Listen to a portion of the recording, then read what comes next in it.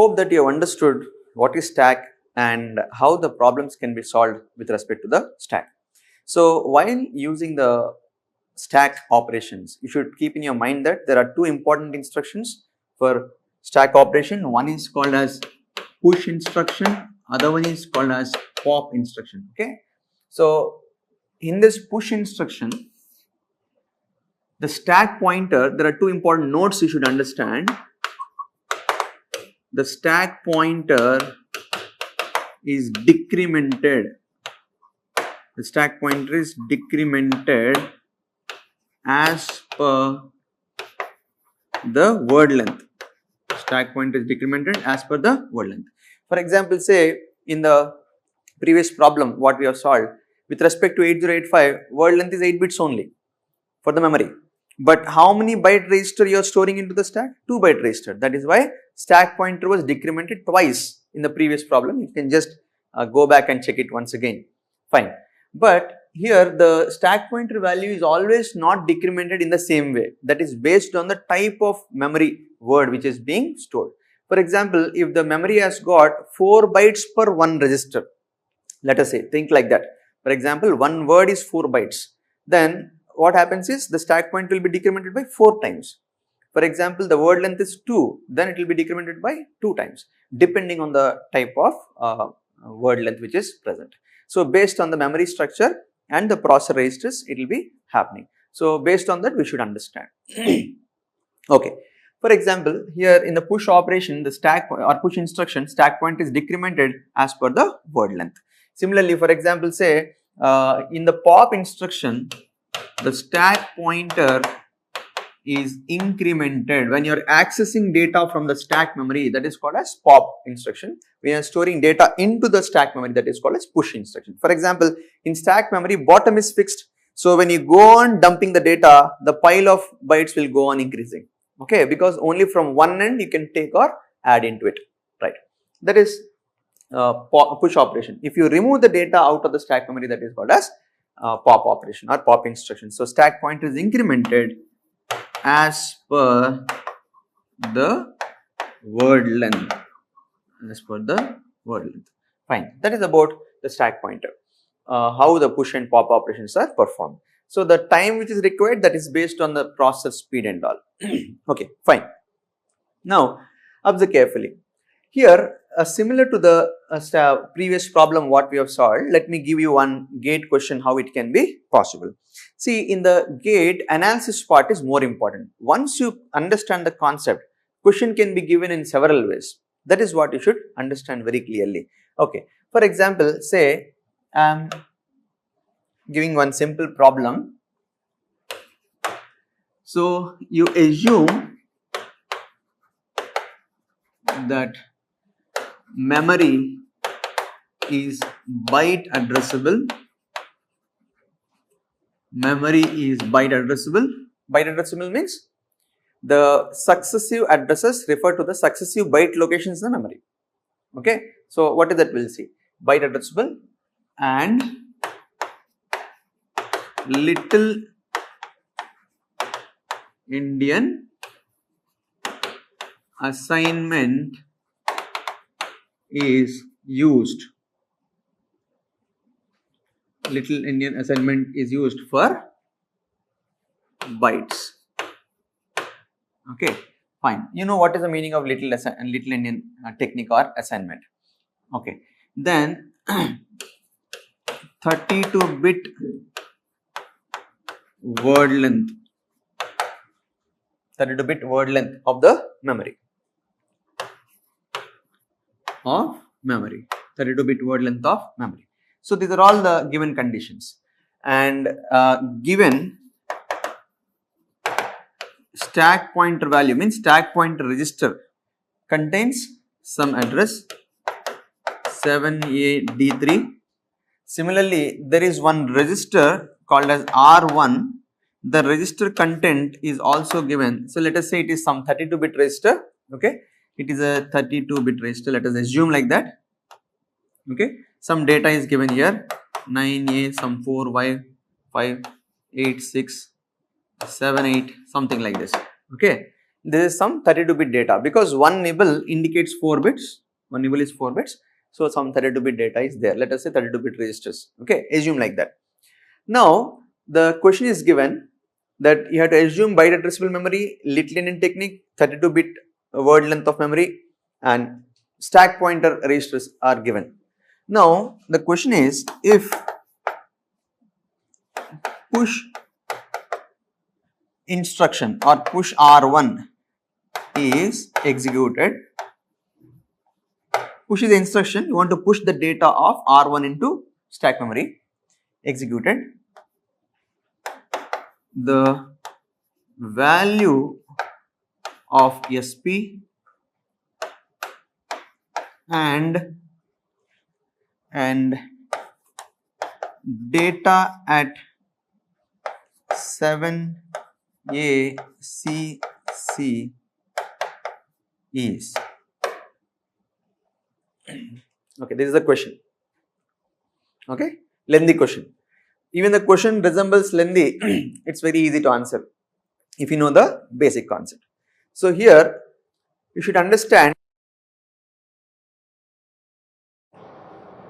few important things like what is the meaning of byte addressable, what's the meaning of little endian technique and what's the meaning of 32-bit word length. If you follow these three, then you can solve the question. How to do this? Let us discuss. Okay, let us discuss the problem, how it can be solved. Okay, what is the meaning of byte addressable? Byte addressable means every byte, it's a 32-bit word length. So, byte addressable means the successive addresses refer to the byte locations of memory.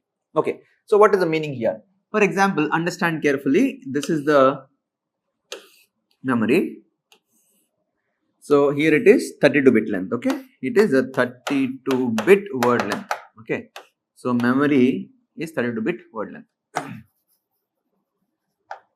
okay. Now, every location contains how many bytes? 4 bytes, 4 8s 32, okay, fine. So, what is the value of SP given to you? SP value is 7AD3, this is the value of SP. It is said it is little endian technique. What is the meaning of little endian technique? If you consider 32-bit word, the lower significant bytes are allocated with the lower byte addresses. It means if it is 78D3, then this address is 78D3, 78D2, 78D1 and this one is 78D0, okay. It is byte addressable memory. It means that every byte has got a address, that is the meaning of byte addressable. Is it clear?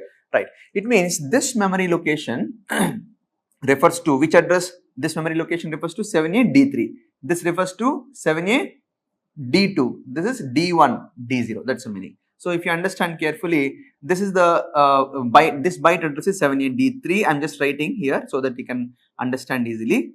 Okay, this is a D3 address, this is D2 address, this is D1 address and this one is D0 address, fine. So, what is the address of the previous locations now? Tell me. It is little endian technique. What is little endian technique? Little endian technique means in the memory, lower memory word, lower bytes of the memory word are allocated with the lower byte addresses, means 0, 1, 2, 3, 4, 5, 6, 7. Are you able to follow? Right. So, here the thing is that this is 6 and 7. It means the word address is 0, word address is 4 only, that is fine. But the thing is that the words lower byte are given with the lower addresses. That is what we call it as little endian technique, or you can say little endian assignment. Okay, that is the meaning of little endian. So, based on this, now you tell me what is this value if you have followed. This is 78D3. So, 4 bytes minus, if you subtract 4 from this, what is this word address? What will be? 7AD0. What is the previous address? CF. So, if this byte address is CF, this byte address should be CE, this should be CD, this should be CC. That is the meaning. So, this is what we call it as byte addressable memory. Are you able to follow? It means that the successive address refers to successive byte locations of the in the word. That's the meaning. Okay, in the memory location. That's the meaning of byte addressable memory. Fine. Now, what is the question? Very simple. So, are you able to follow? The address of this memory location is 7A D0, 7A D1, 7A D2, 7A D3. So, similarly, this is also C, CC, CD, CE, CF plus 1 is D0. Like this you have got. Okay. Now, observe carefully. What data you have to store into the memory? So, if you have understood carefully, I am now referring to the problem. So, how to interpret this data? So, this is the data. Okay, this was 7A D3H. This is the current value of stack pointer. Always stack pointer points to latest temporary data. In the previous problem, I have just given you one assumption, like if stack pointer has to store the data into the current location, then how it will be. These are all as a type of assuming questions. Okay, gate always the question will be analysis type. So normally stack pointer always points to data present at top of the stack. So if the question is asked to assume, then you have to do that. Normally we take in the general sense of stack memory. So what is the data? We don't know what data it is. Okay, this is the address of, this is the current value of stack pointer. So this is the 32-bit memory word. Now what is the register content? What is the value of R1? Now look at the R1 content. What's R1 content here? If you observe, R1 has got 4 bytes in it. So what is the value of R1? If you look into this problem, 9A458678. Okay, 9A458678. 9A458678. This was the content, register content of 32 bits, means 4 bytes. So this one is 1 byte. All are hexadecimal. This is another byte. This is another byte. And this one is another byte. Okay, this is 4 bytes of R1. So how it will be stored? Stack pointer always points to top of stack memory. Points to top of stack memory. So already there is some content here. So already there is some previous content, some X, Y, Z, some T. Kuch na kuch content hai already. Now the new value should be stored at this word address. So tell me, what is this address here? 7A. What was the address in the previous slide if you observe? Tell me what was the address of this word? This is a word, right? But every word byte has got some address. So what is this? 7ACF.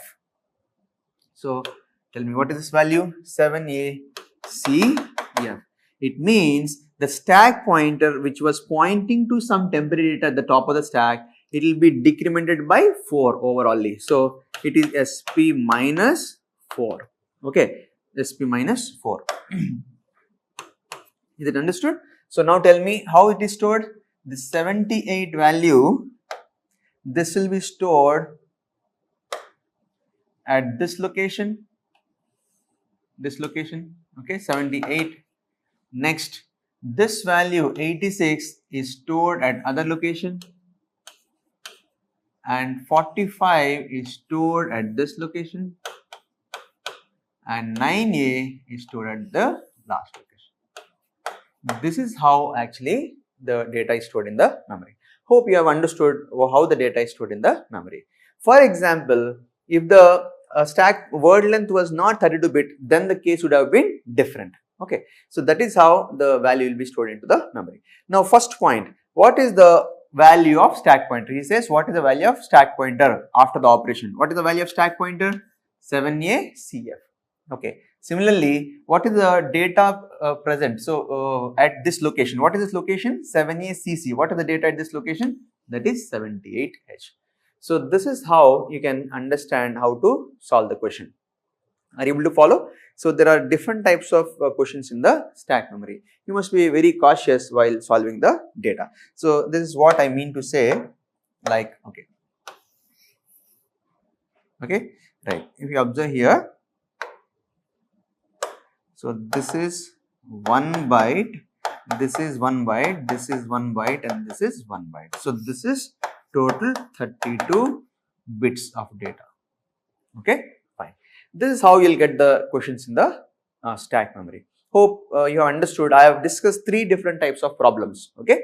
So based on this, you should analyze. Always remember, stack is some part of memory only. Okay. That is about the stack.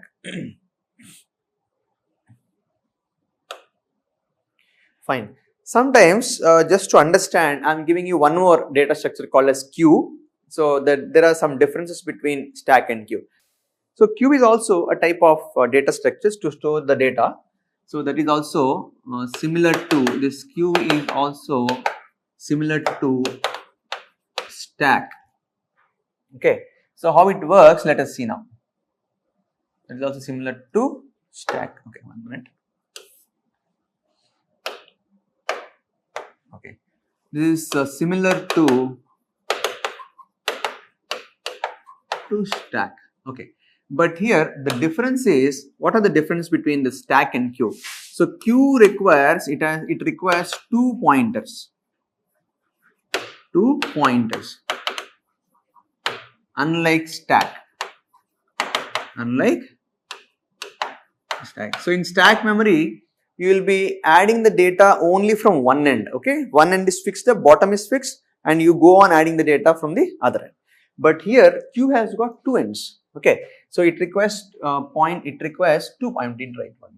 It requires 2 pointers. Okay. It requires 2 pointers, unlike the stack. So why it requires 2 pointers? So one pointer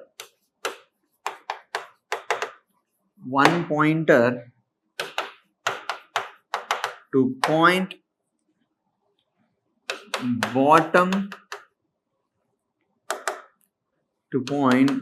bottom memory location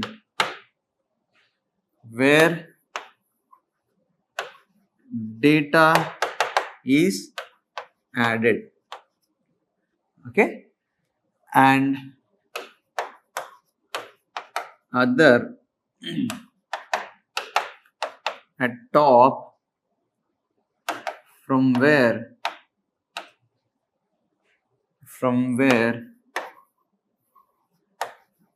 data is retrieved.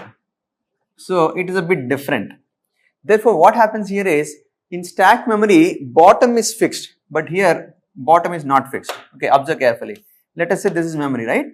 Okay, this is some memory. Fine. So this is bottom. Let us say this is bottom address. This one is some top address. So data will be added from here. Okay, data is added here and data is retrieved from here. Okay, data is retrieved from here. Now tell me, the first data which has been dumped here will be moved first. So what is the technique here? For example, say you're starting from here, just for understanding I'm writing like this.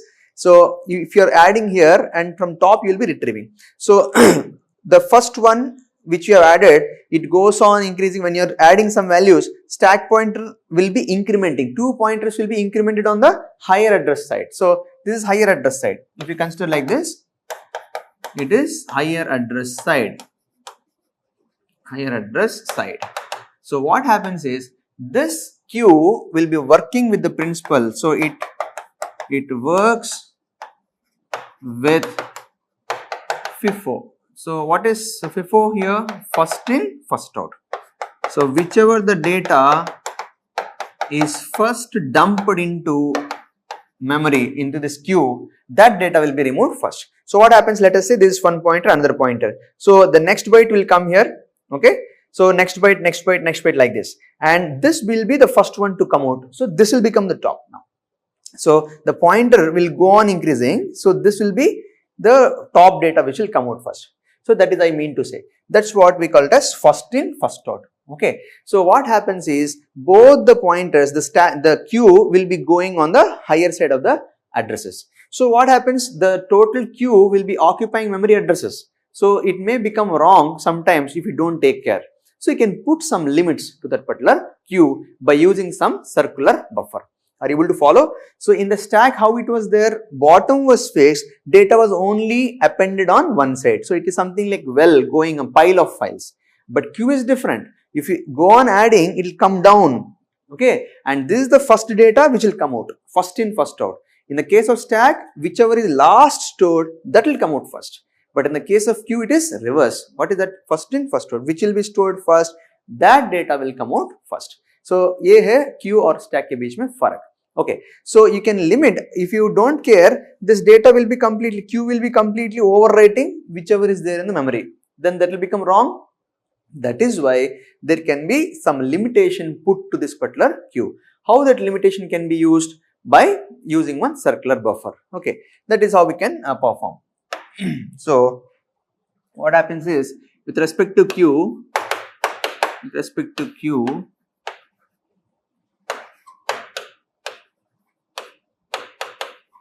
limitation of memory can be set by using circular buffer. Okay, by using circular. This can be an objective question when concentrating on queues. So it is same as stack, but the concept is different here. Fine. That's also memory part only. So what this circular buffer does, you can put a limit. Okay, you can put at a limit. For example, say, okay, you can put some comparison type of data here. Okay, now let us say this is beginning and this one is end. You can put two addresses in the memory. So let us say you are starting from here. Okay, you are starting from here. Start. When you go on starting, the data will be dumped one by one like this. Okay, data will be going on dumping. When this value, when this pointer reaches to the point called as end, then automatically see you are dumping some data into the queue. So when you're dumping the data, you're coming down and this is the data which is already dumped. But after dumping the data, you may remove 1 byte or 2 bytes, whatever it is, depending on the requirement. So there will be some space again. So that is why whenever this pointer, when you start from beginning, this address, when it matches with the end, that becomes stop. Means this is the limitation of this particular queue. Again, what happens? The new pointer, the beginning pointer will be again reset to the initial value, whichever is there. That is what we call it as circular buffer. So by this, we can avoid like overwriting the data which is present at the next higher addresses. That is about queue and stack. So you have understood very clearly, stack depends on the technique called as last in first out. Queue depends on this technique called as first in first out. Stack requires only one pointer, stack pointer. Queue requires two pointers.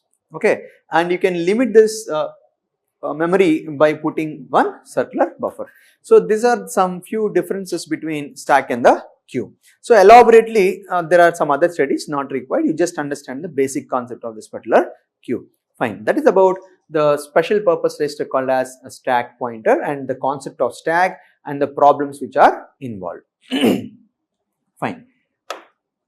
Now we shall discuss about one important register, the next register called as flag register, which is present in 8085. Okay, so this flag register is also called as condition code flags. There are some flags here, so it is also called as status register sometimes, status register, or sometimes you may call it as condition code flags, condition code flags. Okay, right, condition code flags. Followed? Right. So how these flags are modified, let us see. For example, with respect to 8085,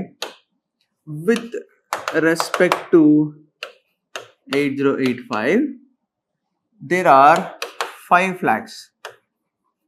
There are 5 flags. What are these 5 flags known as? They are sign, 0, auxiliary, carry, parity and carry flag. Okay, sign, 0, auxiliary carry, parity and carry flag. So different process will have different flags which will be inside the processor. It is not same for all kinds of processor. High-end process will have more number of flags, basic process will have few flags, so on, etc. So normally any kind of processor will generally have sign flag, this carry flag, parity flag, and some zero flag. In case of microcontroller, sometimes zero flag will be omitted, right, and this auxiliary carry flag will be omitted for some kind of processors. And similarly, there will be one more important flag called as overflow flag. We shall first discuss the basic flags, then I'll discuss about the next flags. So observe carefully. For example, the pattern of flag register in 8085 is something like this. Say you have got like this. This is the pattern of flag register. Okay, this is D7 bit. Okay, D7. This is D0, 8 bits. 8 flip flops, sign, 0, auxiliary carry, parity, and carry. Okay, every flag has got some rule for it, how it can be operated. So this sign flag will be affected by, this is modified by MSB of result. MSB of result, that is content of accumulator. Okay, but they can also be modified for general purpose registers sometimes. So what is flag register? There are 5 flags in 8085 which will give the status after some arithmetic and logical operation. Whenever some ALU operation is performed, based on the result, you want to do the next task.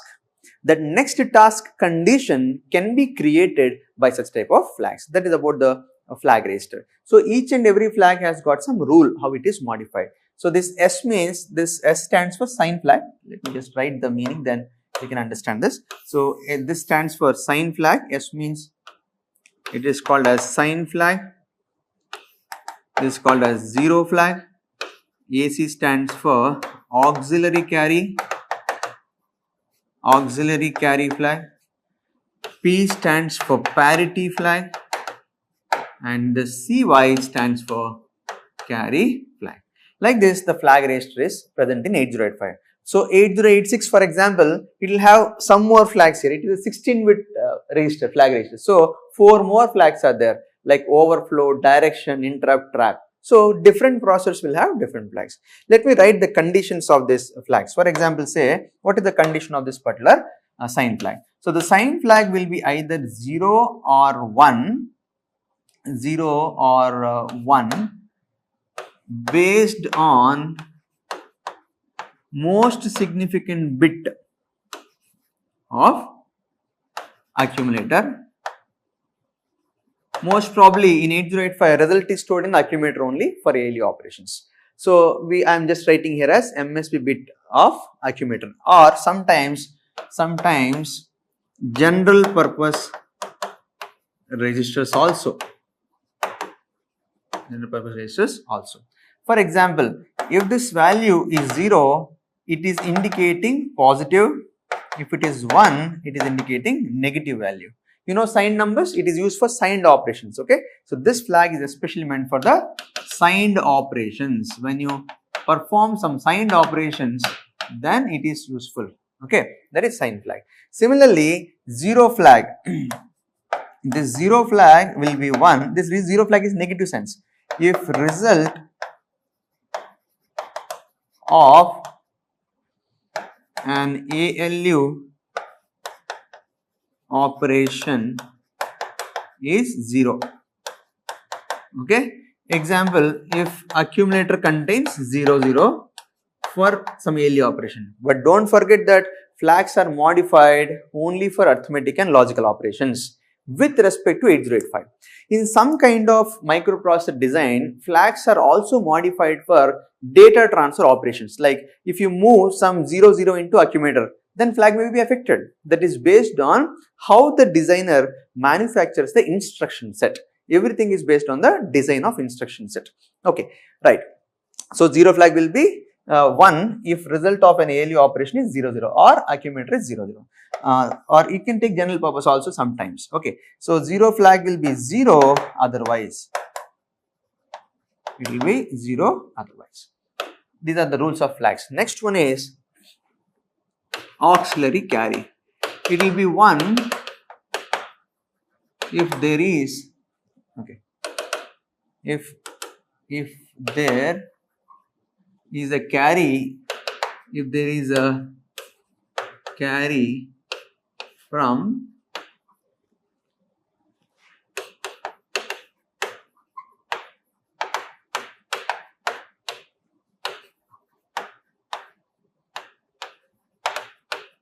lower nibble to higher nibble, or you can say D3 bit to D4 bit. That is about the auxiliary carry. How to use this we will discuss in the problems. Similarly, parity flag. So this is 0 otherwise, okay? 0 otherwise. Parity flag will be 1 if, now see, these rules are all fixed for different processes. I am just giving some examples. Parity flag will be 1 if number of binary ones in accumulator is even. Most of the results are stored in accumulator, so I am writing with respect to accumulator. So parity flag will be 0 if number of binary ones in accumulator is odd. It is quite opposite in the case of some microcontrollers. Okay, fine. That is about the parity flag. Similarly, carry flag will be 1 if there is a carry over out of D7 bit. It will be 0 otherwise. 0 otherwise. Okay. So these are the rules of some flags. So this auxiliary carry is actually used in the BCD operations. It is meant for binary coded decimal operations. Okay. In the instructions we shall discuss that point, binary coded decimal operations. Fine. That is about the rules of flags. If we can solve one problem, you can very easily follow how the flags can be modified, and they are very important for programming concept. Based on the condition of result, we will write some other operations. So how to do that we shall discuss now. Fine. So let us go for the problem. Let us take one problem into consideration. See how we can solve this. So I am taking the value of A register accumulator is something like, say, some 97H, and the value of B register is some say some 6AH. Okay, 6AH. Okay. To make it simple, first I will solve directly in the hexadecimal, then we will solve in the binary pattern. Okay, both are same. Now tell me, 7 plus A, what is A? 10. 7 plus 10, 17. 17 is decimal. How do you write 17 in the hexadecimal? 11H. That is 1, 1 carry. Next, 1 plus 9, 10, 10 plus 6, 16. You do everything as decimal, writing should be done in hexadecimal. 16 means it is 10H. So 16 in the decimal is written as 10 in the hexadecimal. Therefore, 10H means 0. The 1 is called as carry. So carry flag will be automatically 1 out of D7 bit. So this is the result which is finally stored in the accumulator. So accumulator will contain the result called as 0, 1. So this 1 is carry. We don't say result is 101, because after the addition operation I want to add A plus B. The accumulator contains the final result. So accumulator is 8 bits only. The result will be present as 8 bits only. The extra bit is indicated by the carry flag. That is the meaning. So let us look at how the flags can be modified. To make it simple, I am writing the same thing as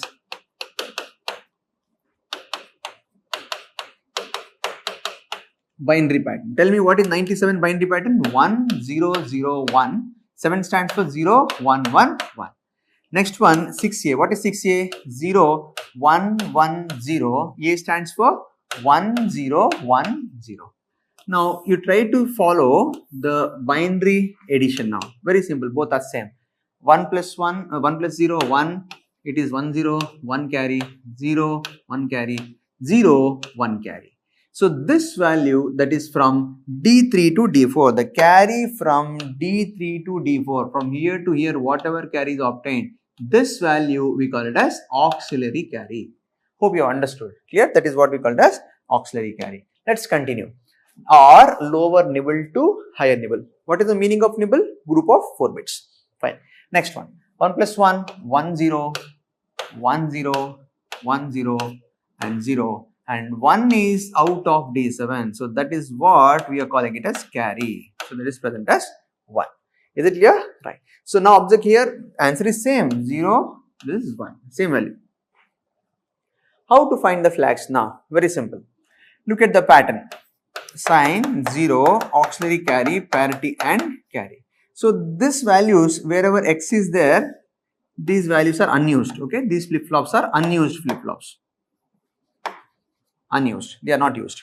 Now observe here, what are the rules of this flags? The result is present in the accumulator. We are writing as 7 bits binary form. How to find the flags? Let us see now. Here, what is sign flag? Sign flag will be equivalent to whatever is MSB. Whatever is MSB, that is sign flag. If it is 0, sign flag is also 0. If it is 1, sign flag is also 1. Don't worry for positive or negative result. That is secondary.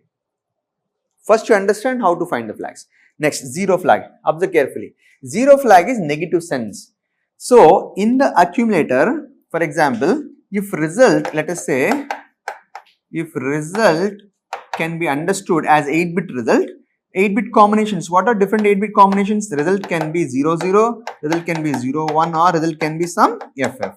So, if the result is 0, 0, then only 0 flag will be 1. If the result is non-zero, then 0 flag will be 0 only. So, tell me, is this result 0 or non-zero? Non-zero. Therefore, 0 flag is 0 only. Cross means unused. Generally, we take it as 0. So, unused simply put as 0. Okay. Next, auxiliary carry means lower nibble to higher nibble. That is 1. Cross means 0. Parity. Now, forget about carry flag. इसको छोड़ दो आप. Result में देखो कितना ones है. If the result has got even number of ones, then parity is 1. अगर result में odd है तो 0 होगा. That is meant for actually error checking purpose. When the error occurs while transmission of data, this number of ones can be verified. इसलिए error checking के लिए use करते हैं. Fine. Now tell me, leave the carry flag. How many ones are there? Binary ones, not hexadecimal 1. How many binary ones are there? Only 1. 1 is there. 1 is an odd value. So the auxiliary carry will be, this parity flag will be 0. Cross means 0. Next, carry flag out of D7 bit, that is 1. Okay, now tell me what is the value of flags obtained? 1, 1, H. I am just discussing once again. Very simple.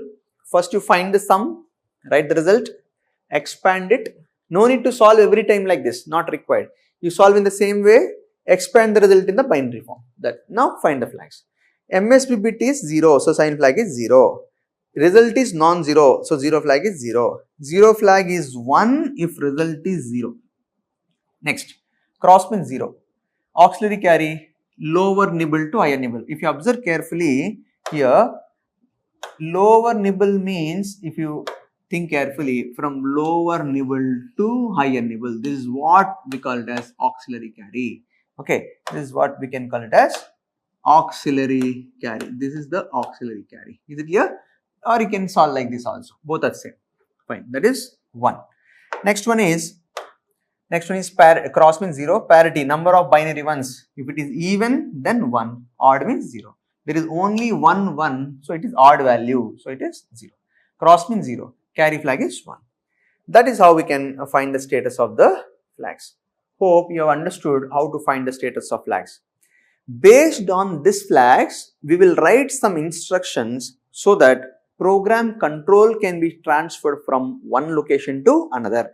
Those are called as branching instructions. We shall discuss in the instruction set thoroughly later on. Hope you understood how to find out the status of flags. We will solve one more question, how it is present. Let us see.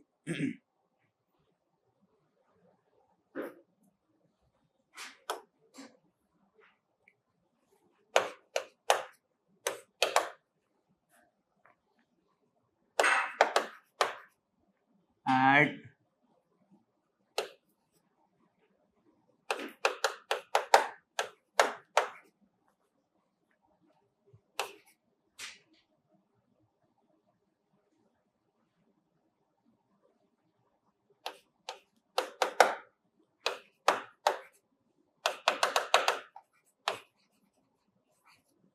Find flags. Can you solve it? How to solve this question? You must add 3f and 9-4, then find the flags. Okay, don't worry where the result is, simply asking the flags. So you solve this question, 3f plus 9-4. Tell me what's the value? 15 plus 4, 19, f plus 4. Shortcut I told you, f plus any value is, what is the answer? Whatever added, minus 1, 1 carry.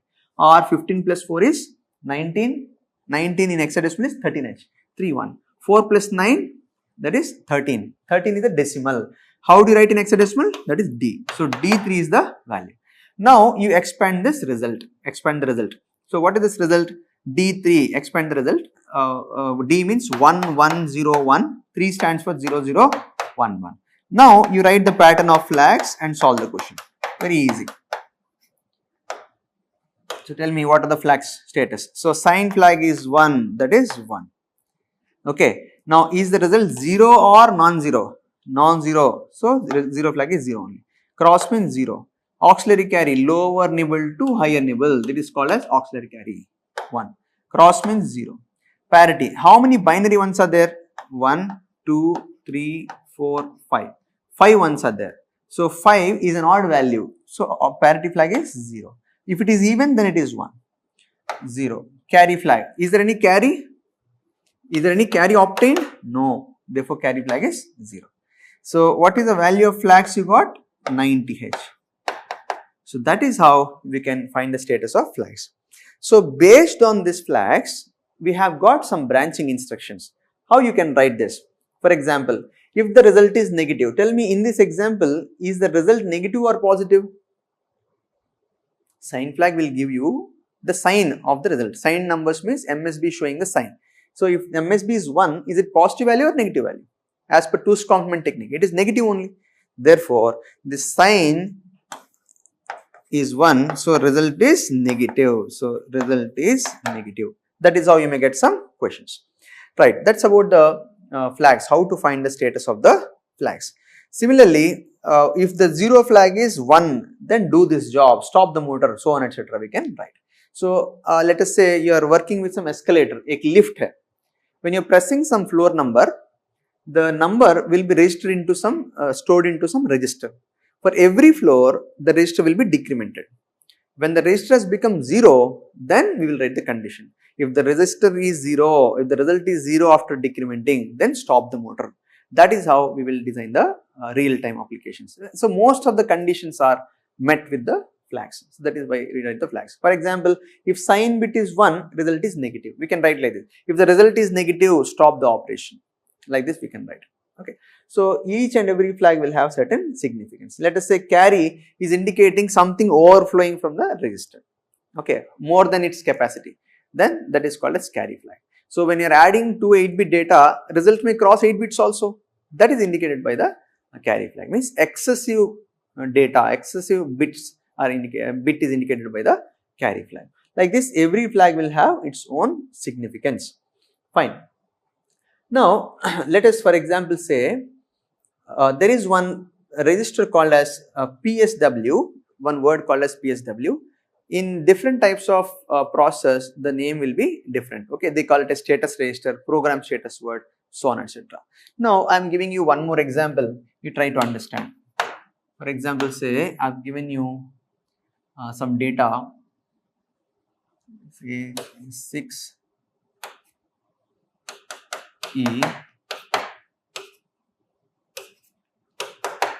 Now try to solve the question. Directly you can solve. What is the value? 14 plus 2, 16 means 1, 0. 7 plus 9, 16, 1, 0. 0, 1 is carry, so carry flag is 1. Okay. Now you try to find the flags. Sign, 0, AC, parity and carry. See, 0, 0, H means 8 zeros are there. No need to write separately. Okay. So tell me what is the sign flag value here? 0. Now observe carefully. What is the result? Result is 0 or non-zero? It is 0. So 0 flag is 1. 0 flag is negative sense. If result is 0, then 0 flag is 1. Cross means 0. Auxiliary carry. This is auxiliary carry. 1. Parity. How many ones are there? No ones. Take 0 ones as even. 0 is even. So parity is 1. cross means 0, carry it is 1. This is what we call it as flag register status. Understood? Right. Now, there is one more value called as PSW. We call it as PSW. PSW stands for program status word. Program status word. So, this PSW with respect to 8085 is not a separate one. This PSW means if you are writing the accumulator value and flag register value together, that is called as PSW. Now tell me, in this example, let us say this is the value of A, so this is the value of accumulator and this is the value of B register, okay, accumulator and B register, okay.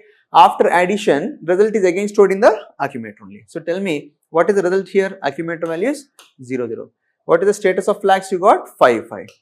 So for this problem, PSW is given as 0055. Similarly, for this problem, we can say PSW is D3 and 90. Like this, if you combine together and write, that is called as PSW. But understand, program status word is the combined value of A and F, where accumulator is higher byte, not on the other side. That becomes wrong. Okay, accumulator is higher byte. So that is what the flags, how the flags can be modified or changed. I hope you have understood how to find the status of flags. Based on these flags, the conditional instructions can be used. Okay. Now, we shall discuss one more important flag which is not in 8085 but some other process. Let us say some extra flag like overflow flag. Overflow flag in 8086. Okay, because in this computer organization, you may have different process orientation. You should have basic idea. So, basic flags are sign, 0, carry and overflow. Some process will have extra flags like parity and other one is the auxiliary carry, so on etc. Basic ones are sign. And one more note is that the sign flag is also called as negate flag. Okay. So, overflow flag in 8086. So, this overflow flag is denoted as V, okay, denoted as V or sometimes directly overflow flag, okay, overflow flag or sometimes OV also. What is the meaning of this overflow flag? So, this is used in signed operations, okay, fine. So, what happens is, how it is set, if result of a signed operation is not able to be accommodated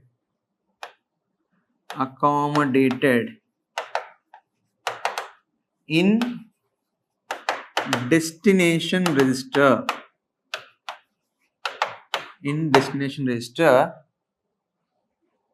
then overflow occurs.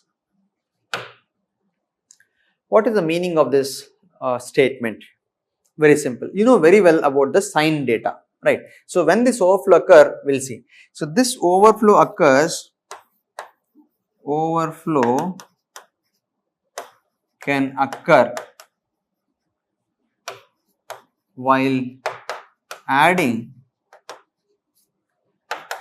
two numbers with same sign.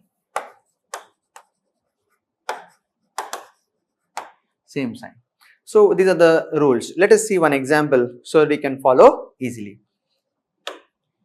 Fine, observe carefully. For example, I am taking two signed data of 8 bits each. Okay, right. Let us take two signed data. Signed data means here the MSB will be the sign bit, this is the sign bit, and magnitude will be D6 to D0. Is it clear? Right. So I am taking two sign bit. Let us look at the addition of this. Say 0, 1, 0, 1, 0, 0, 1, 1. This is one data plus 0, 1, 0, 1, 0, 0, 0, 1. This is another data. Now observe carefully. When the MSB bit is 0, is it a positive value or negative value? Positive. So 0 indicates a positive value, 1 indicates a positive. So this is also positive value, this is also positive data. Only the 7 bits will give you the magnitude. Now observe carefully. When you are adding two positive values, result will be positive or negative? Definitely positive. So add it and look at the answer. So 1 plus 1, 0, 1, 0, 1, 0, 1 plus 1, 0, 1, 1, 1 plus 1, 0, 1. It means that the 7 bits of magnitude is limited only till here, but the magnitude has overwritten the sign bit. Sign bit को बदल दिया, इसीलिए the result is showing as negative. So now tell me, when you are adding two positive values, how the result will be negative? Wrong. That is why we say overflow has occurred. Overflow has occurred. Followed? That's the meaning. It means when you add two same numbers having the same sign, then overflow will come. If you have opposite, it is not possible. Right? That is what we call it as overflow. Sometimes in the detecting circuits inside the microprocessor, to detect the overflow, they will take into consideration both carry from D6 to D7 and out of D7. They will check both of them. If both of them have occurred, then overflow is 0. Only one has occurred, then overflow has obtained. So that is how they will consider the status of the flags. Is it clear? So that's the meaning. If you take, I have taken two positive, then shown you how overflow has occurred. Means what does it mean? The result has crossed and overwritten the sign bit. That is why the result is showing as negative value. That's what we call as overflow. Carry is different. What is carry? Carry is out of D7. But here overflow means the magnitude is copied into the overwritten into the sign bit. That is overflow. So generally overflow occurs when there is a carry from D6 to D7 and no carry from D7 to outside. Okay. Similarly, either side also. For example, say carry is from D7 to D6, then here to here there is no carry, then also overflow is 0. But when both are present, then overflow is overflow will be 0. So either of the cases overflow will be 1.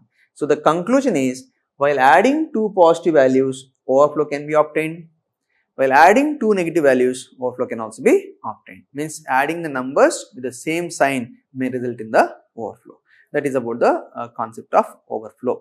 So in questions you may get like what is the overflow in the problem, or what is the carry flag in the problem. I am giving you one more question. Observe carefully.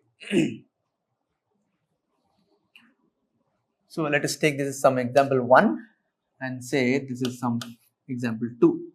Now take two data here. Let us say the data is 1, say 0, 0, 0, 1, 0, 0, 1. This is one data plus 1, 0, 1, 0, 1, 0, 1, 1. This is another data. Okay. So in signed operations, don't forget that your MSB bit is the sign bit. Okay. This D7 bit is the, okay. This D7 bit is a sign bit. You should not forget that.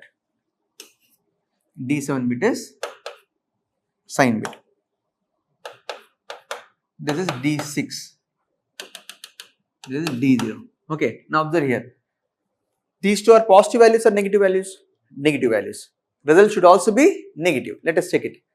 Answer it. 1 plus 1, 0, 1, 0, 1, 0, 1 is 1, 0 plus 0, 0, 1 plus 1, 0, out of D7 there is a carry.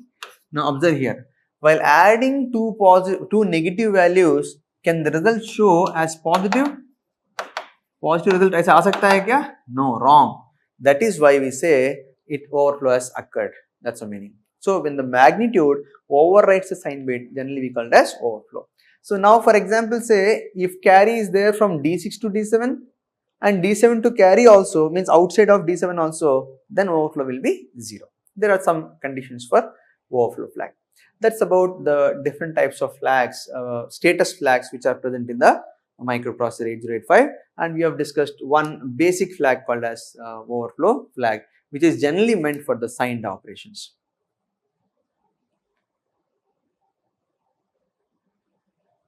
Hope you have understood this concept.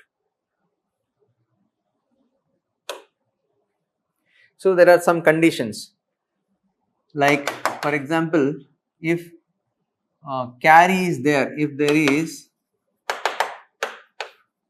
a carry from D6 to D7 and no carry from D7 to outside, it is not there, then we say overflow is 1. Okay. For example, if there is no carry from D6 to D7 and there is a carry from D7 to outside, then also we say overflow has occurred. Means while adding two positive values, there may be a chance of getting overflow. While adding two negative values also, there may be getting the chance of overflow.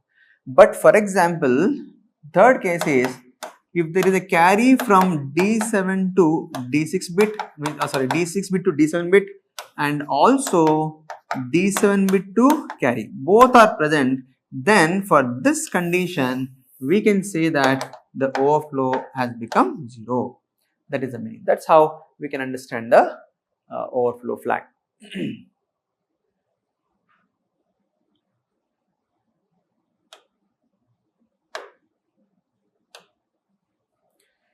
Right.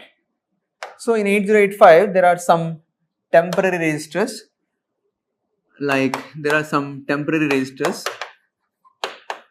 like W and Z. They are meant for internal calculations. Whenever the data has to be stored inside the processor temporarily, the processor will itself use those registers, and they are also used while performing some instructions, branching instructions and all.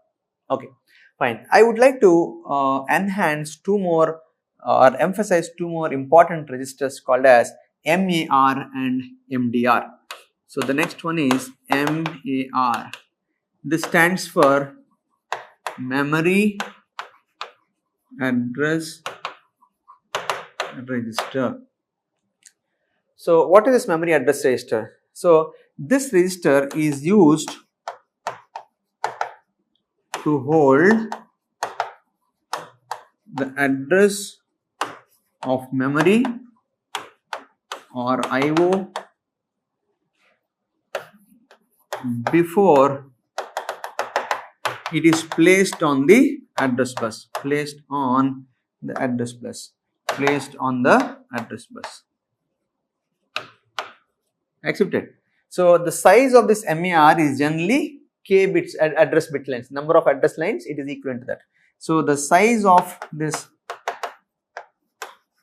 MAR is generally k bit length, where k is number of address lines of microprocessor. So generally this length of this register will be k bit length. If 8085 has got 16 bit address, then it is also 16 bit address. If it has got some 24 address, it is also 24 address lines based on the type of processor. That is MAR. So whenever any address from microprocessor is placed on the address bus, it should pass through this particular register, that is called as MAR. So these two registers, one more is called as MDR. What is that? Let us see. So other one is called as MDR. It's called as memory data or buffer register. Okay. So it's called as MBR or MDR, memory buffer register or memory data register. So this is used to hold the data before it is transferred to memory or when data is accessed from memory. Data is accessed from memory. So that is how we can say the purpose of MER MDR. So its size is generally based on word length. So size is based on word length. Based on word length. Okay, word length. So if you are bringing 32 bits from memory, it should be 32 bits. If you are bringing 16 bits from memory, it is 16 bits based on that. Okay. Example, let us solve some simple question. A processor can address maximum memory of, let us say it is some 128 KB, just for understanding purpose, 128 KB. The word length is 32 bits. Then length of MER and MDR. Can you tell me the answer? A processor can address maximum memory of 128 KB. What I told you, the MER length will be based on number of address lines of the processor. So tell me 128 KB. So how can you write this relation? 2 power n, already we have solved, 2 power n is equals to 128 KB. So what is 128? 2 power 7. What is 1 KB? 2 power 10. So tell me how many lines? 17. Therefore, MER length should be how many bits? 17 bits, because microprocessor has got address lines of 17 means the register program counter will also have 17 bit address. That is how we can understand. It is just for analysis.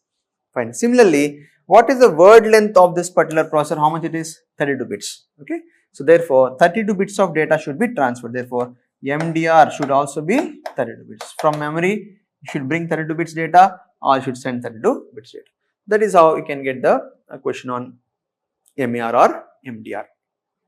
So that is about the different types of registers which are present in the basic processor called as 8085.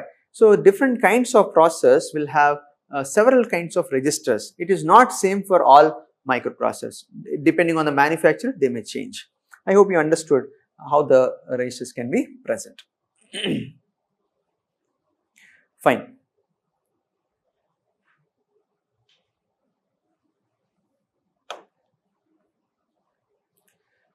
The next one is, I'll give you one simple question based on this. If you have followed, try to answer the question.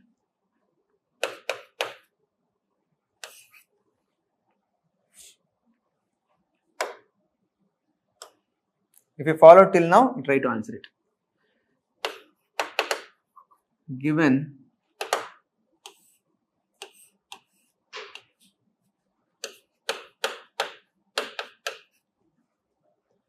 RAM, maximum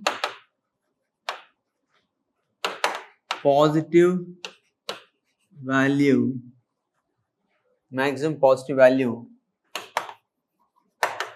that can be stored in memory.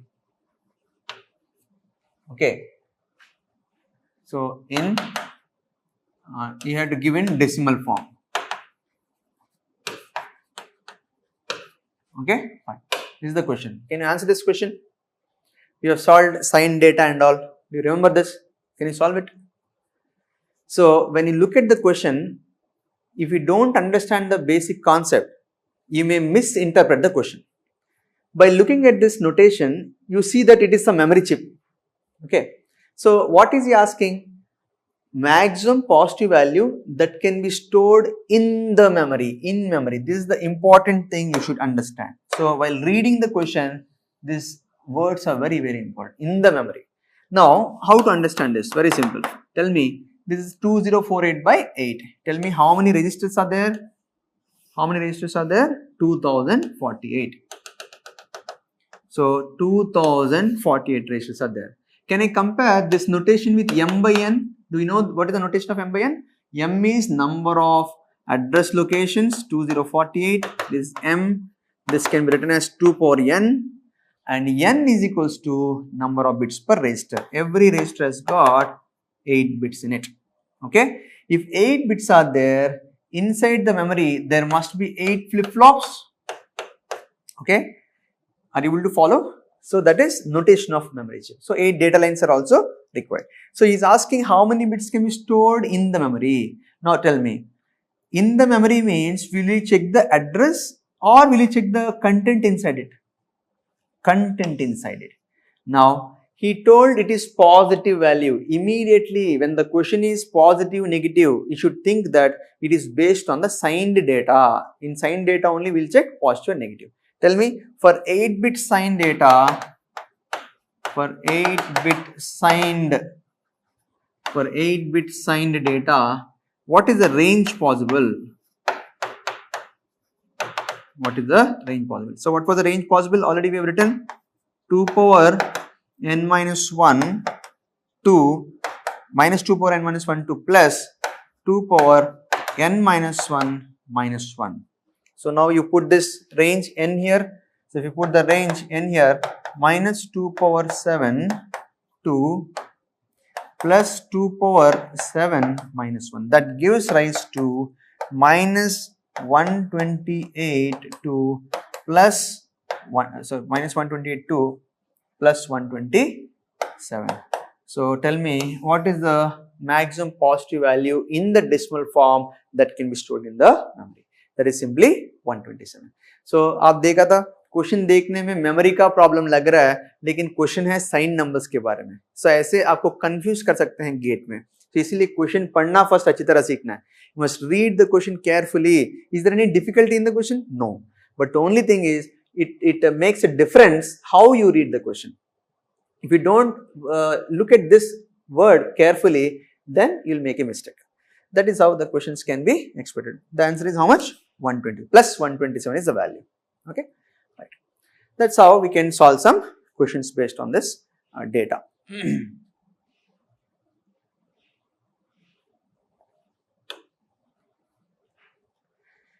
Okay, fine. Now we shall go for the next functional unit, that is called as arithmetic and logic unit. So this arithmetic and logic unit, various arithmetic and logical operations are performed. So what are the different arithmetic operations? See, different processors will have different operations. In 8085, the operations are different. Arithmetic and logic operations. Arithmetic and logic unit. Okay, arithmetic and logic unit. So I am talking with respect to 8085. Okay, let us say with respect to 8085, the various arithmetic operations are addition, subtraction, increment, and some decrement. Okay. Similarly, logic operations are compare, complement, rotate, and the basic ones you already know, they are AND, OR, and XOR. These are all possible in 8085. But some other process will also have shift operation, shift left, shift right, like logical shift, arithmetic shift, okay, circular, rotate means circular only. So these are all different types of operations. So understand that these operations are instructions for the microprocessor. Okay, means these are the different arithmetic instructions which are possible, and these are logical instructions possible in 8085. And remember that with respect to 8085, the flags are modified only for the ALU operations. But in other process, flag can also be modified for the data transfer operations. You can write a note.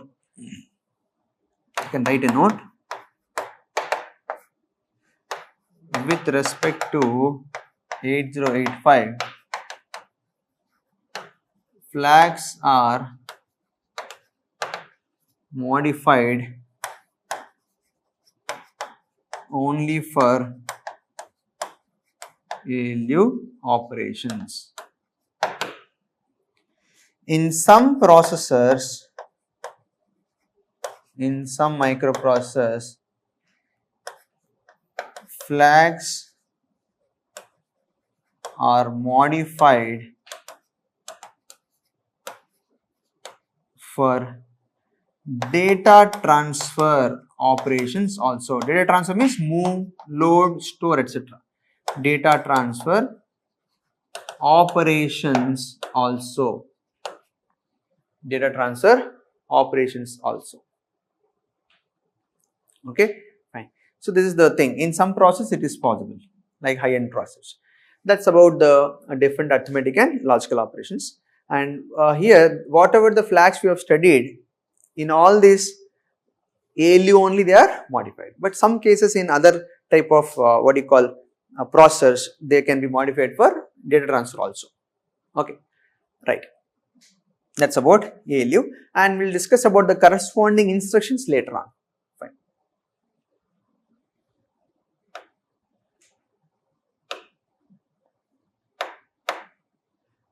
Okay.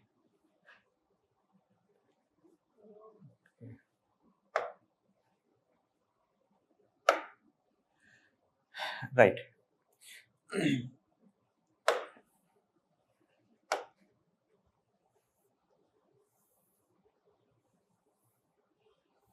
We'll go for the other data.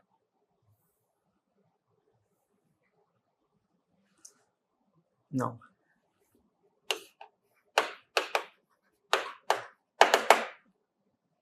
control unit. So this control unit can be again divided into several types. Like one is for generation of timing and control signals, timing and control unit.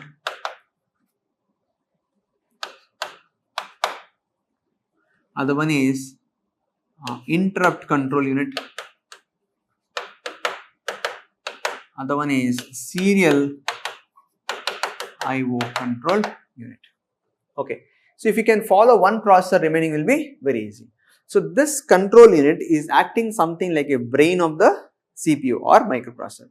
So after decoding the instruction inside the CPU, what logic must be performed to operate the internal circuitry of microprocessor? There are some circuits inside like gates, okay, adder, subtractor, something. So to perform what kind of circuitry operation should be performed by circuitry depending on the instruction, that is done by the control unit, and it is responsible for generating various timing, control and status signals required for completion of the particular tasks or operations of the microprocessor. That's about the purpose of control unit. So this control unit will actually be responsible for initiation of some tasks. Let us say I want to add 2 bytes of data. So what to happen for add? Bring 1 byte from the register, whichever register, and bring another byte from other register. Add them, store the result somewhere else. These all things shall be handled by the control unit only. So it is something like a main nerve system, nerve center for the microprocessor. For us also, brain is the main thing. From there only the signals will flow to the entire body.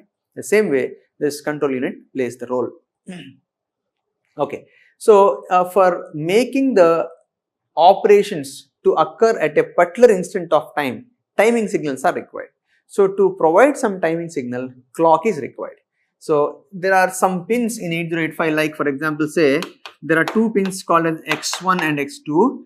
Between these 2 pins a clock generator is connected. So a clock generator is connected between these two pins. Okay, fine. So the clock generator circuit, like generally crystal oscillator, a clock generator means generally a crystal oscillator,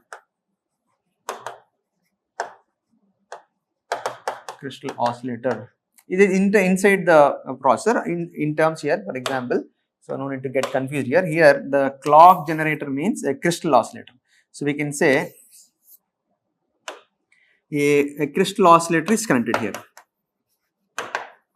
Crystal oscillator.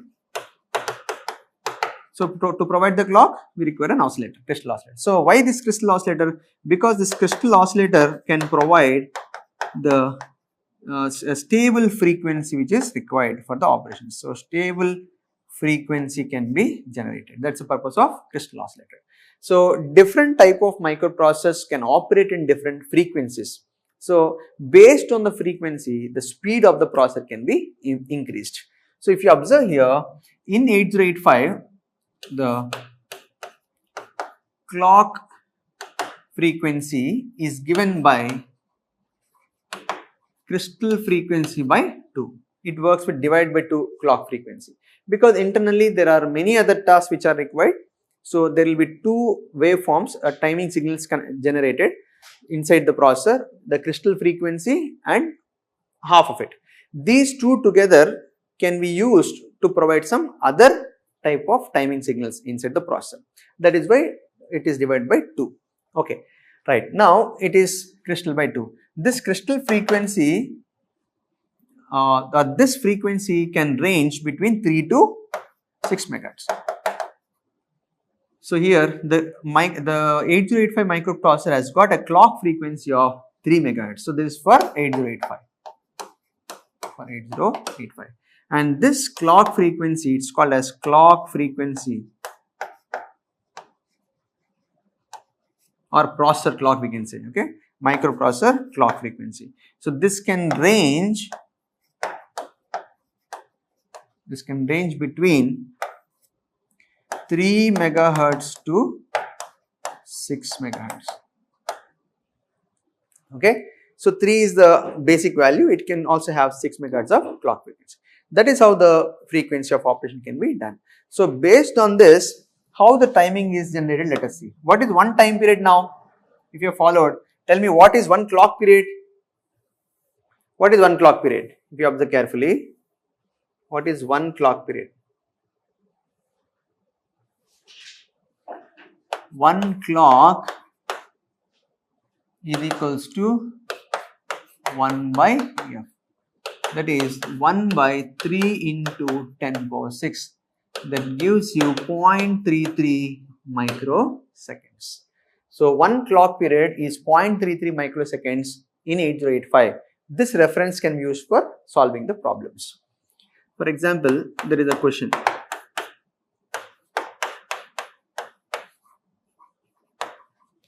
A program in 8085 consumes 600 clocks. If the crystal clock is, if the clock frequency is 5 megahertz, then what is the total execution time? This is the question. Very simple. The formula is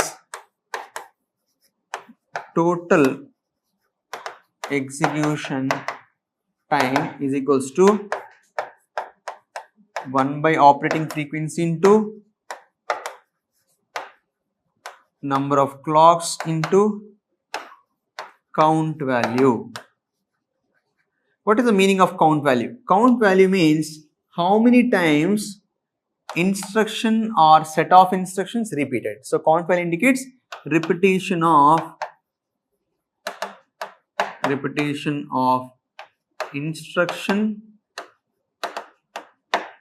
or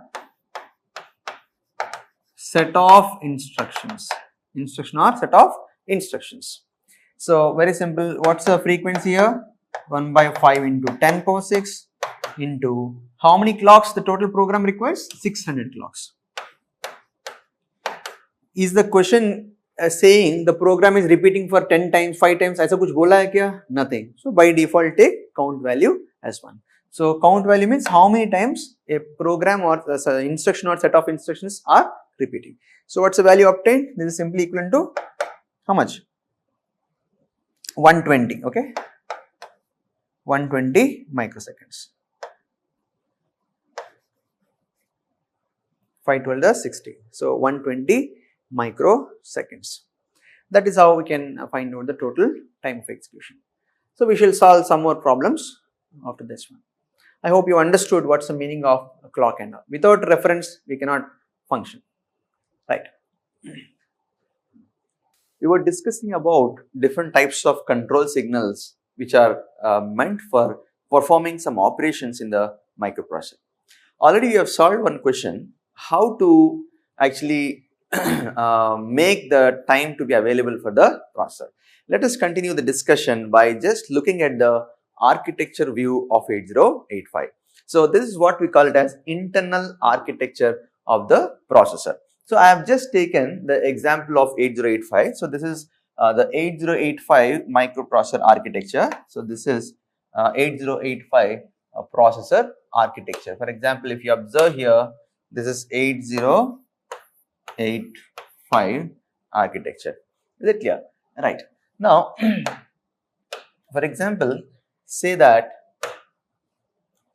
we have studied what is the purpose of each type of different registers. We have studied what is accumulator, as 8085 is 8-bit microprocessor, accumulator is also 8-bit. Temporary register, it is meant for just holding the second byte in operation, that is also 8-bit. And 5 flags we have studied how they are used. And this is the arithmetic and logic unit where the actual operation is performed. And the general purpose registers which we have studied were B, C, D, E, H and L. Okay. When you combine both of them, we call it as register pairs. So 3 register pairs are there. And these two are not accessed by the programmer. They are meant for internal operations.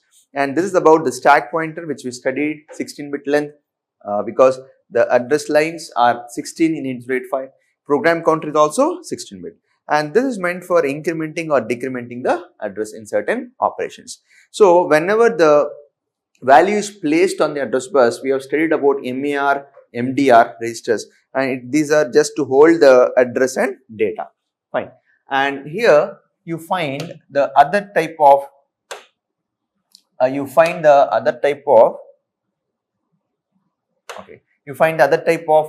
signals called as timing and control signals. We have studied what is the clock frequency and how the timing is calculated. Okay. And sometimes when you want the operating frequency of the microprocessor to be connected to some input output devices, this pin can be used. So this is what I was talking about, the nerve center of the processor called as timing and control unit. So the control unit can be divided into 3 parts: timing and control, interrupt control, and also the serial IO control. So that is how we can follow the different types of control units in the processor.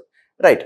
So here observe carefully, there are many signals which are present. We have studied about like ALE signal, okay, and we'll see the combined value of that. So ALE, actually it is IO/M bar. Different processors will have the notation of signals in a different way. They are not same based on the manufacturer. So actually the signal is IO/M bar. So it is actually IO/M bar, and this one is read control signal, read bar, write bar. So you have to just correct this one. And these two are meant for transferring huge amount data between memory and the IO device at higher speeds without the intervention of microprocessor. That is called as direct memory access operation. They are meant for performing the huge data transfers between memory and IO devices without the intervention of processor by using one extra IC called as DMA controller. Fine. Now we are discussing about this control signals. Let us discuss the combination of few signals, how actually the process will be performed. Now observe carefully. So this is what we call it as internal data path. in the previous classes, I have shown you the computer top level structure. Like the computer contains I/O, processor and memory. Inside the CPU, you have ALU, registers and control unit. Okay, and inside the processor also there is internal data path. So this is what we can call it as data path. So this is the actual internal data path. Okay, internal data bus. You can say this is internal data bus.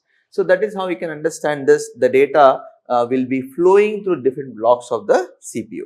Fine. So this is where the instruction was decoded. First, from the memory, the opcode is brought into instruction register. Then this is decoded here with the help of instruction decoder and machine cycle encoder. So machine cycle means it will decide how many operations are required for a particular code.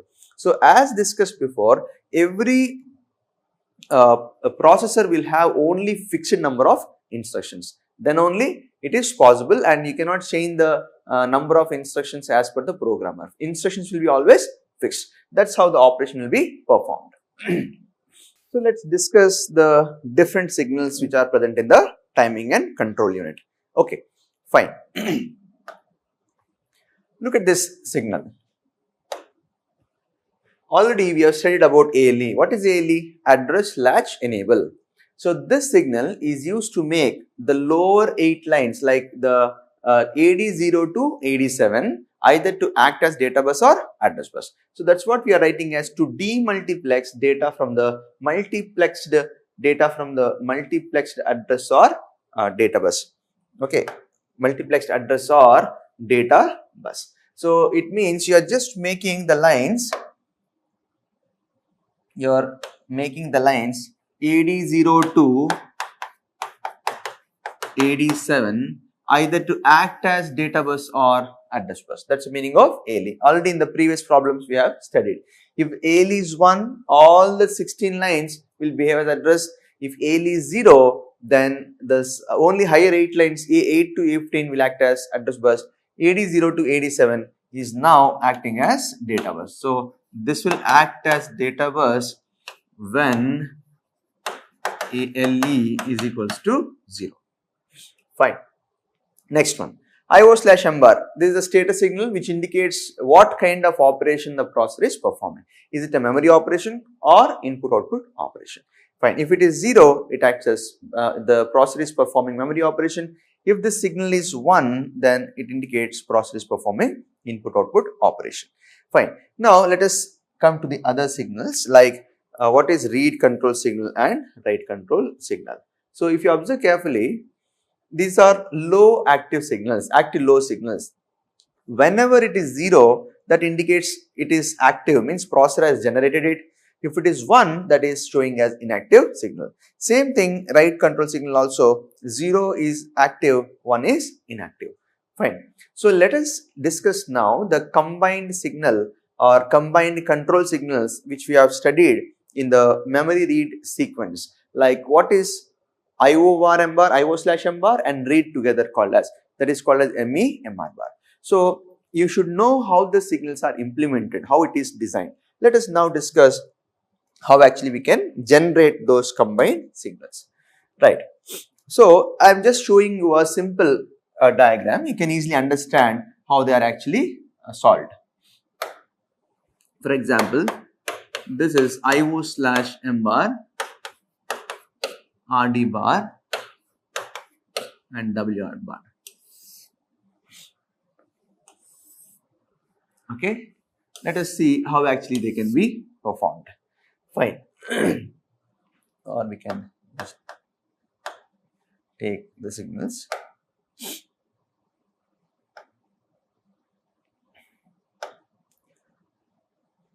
Say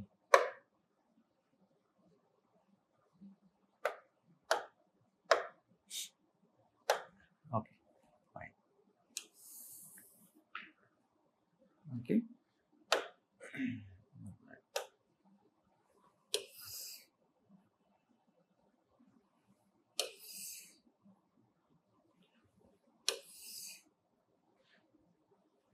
Okay. And what is the actual control signal and operation?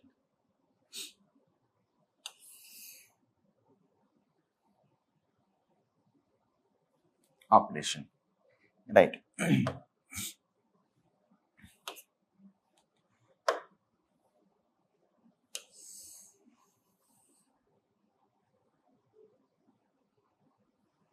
Okay, fine. So here I would like to write what is the operation and control signal, relevant control signal.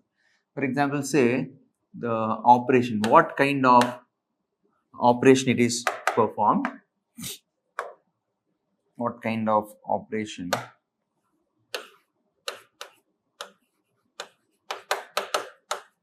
and this is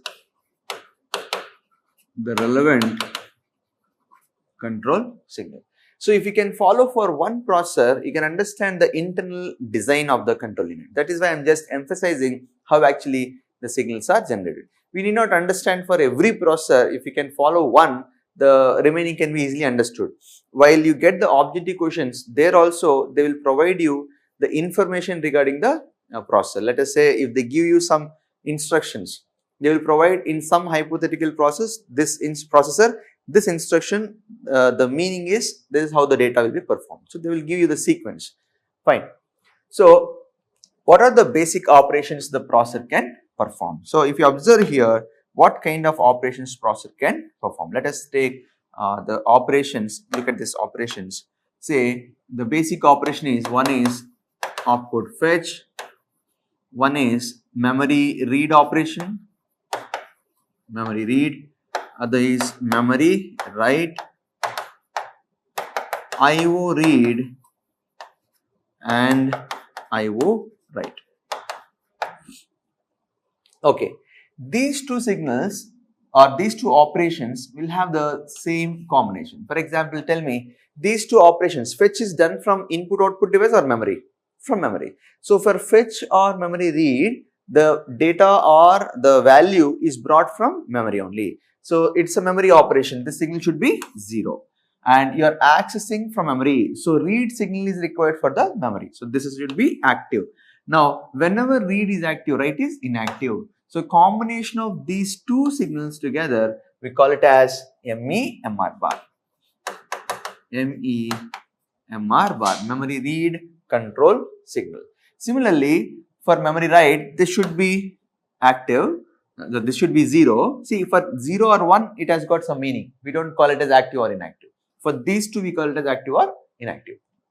0, memory operation. Write means write signal should be active. When write is active, read is inactive. So combination of these two signals, we call it as MEMR bar. So MEMR bar, memory write control signal. Similarly, IO read. IO means there should be 1, there should be 0, read is inactive. So these two together, we call it as IO R bar, IO read control signal. Similarly, the last one, 1, 1, 0, write is active and read is inactive. So this combination we call it as IO write control signal. IO write control signal. So this is how actually the signals are generated for activating the devices outside the processor, memory or IO device. Is it clear? So this is what we call it as a simple table showing how actually the signals, control signals are used for generating the combined control signals. I think in the memory read sequence, we have discussed about these two signals and these two are meant for the IO operations. Fine. How do you generate these signals? You can use a simple decoder circuit or you can also use by using the OR gate concept. So let me just show you how to generate this. So I hope you can understand the meaning of this. Memory read control signal, memory write control signal, IO read control signal, IO write control signal. Right. So let us now consider how the control signals are generated. Okay.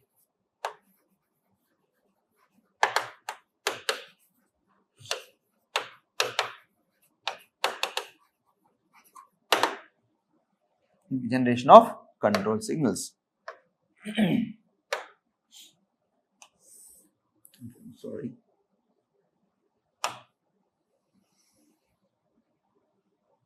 generation of control signals. Right. How actually we can generate this control signals? So if you observe carefully, let us take one simple decoder circuit. How to take this circuit? Let us see now.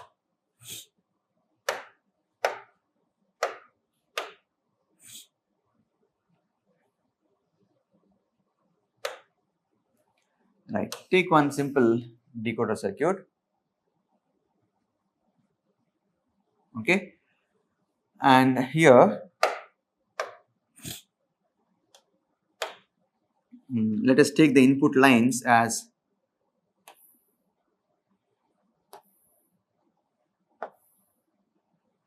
CBA, and this is IO slash M bar, RD bar, and WR bar. And this is one simple 3/8 decoder.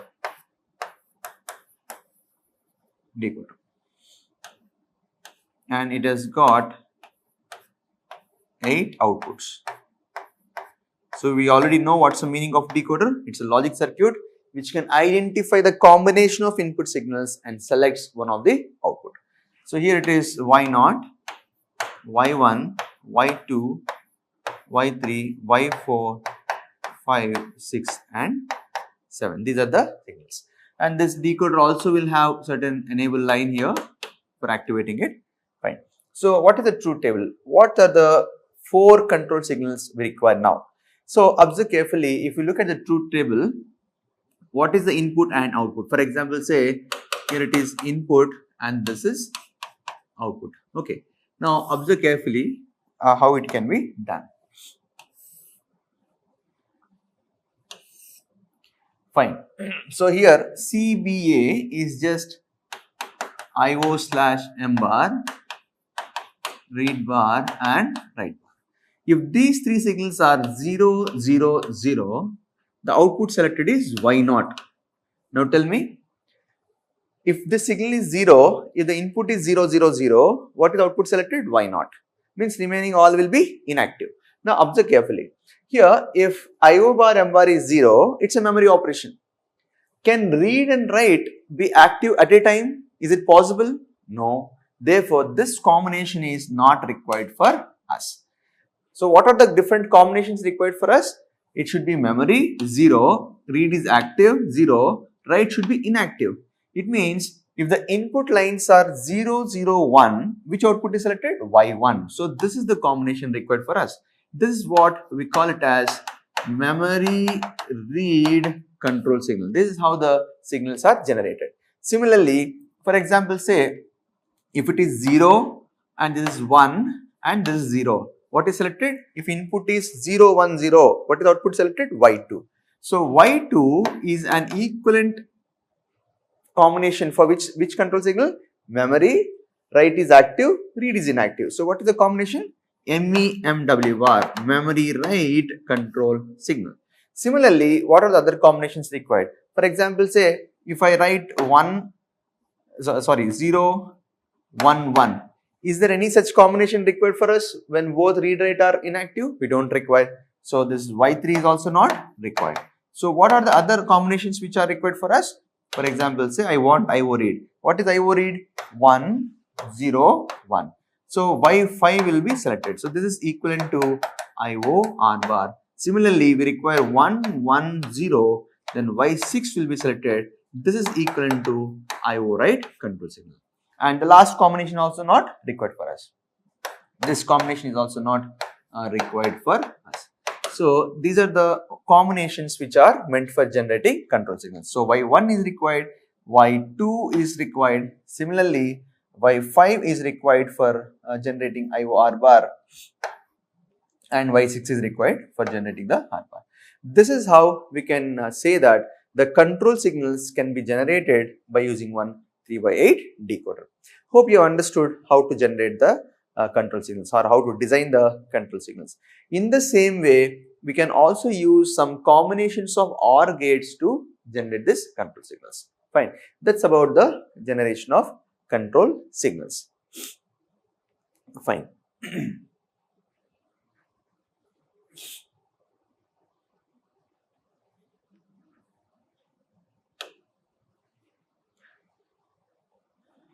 Okay.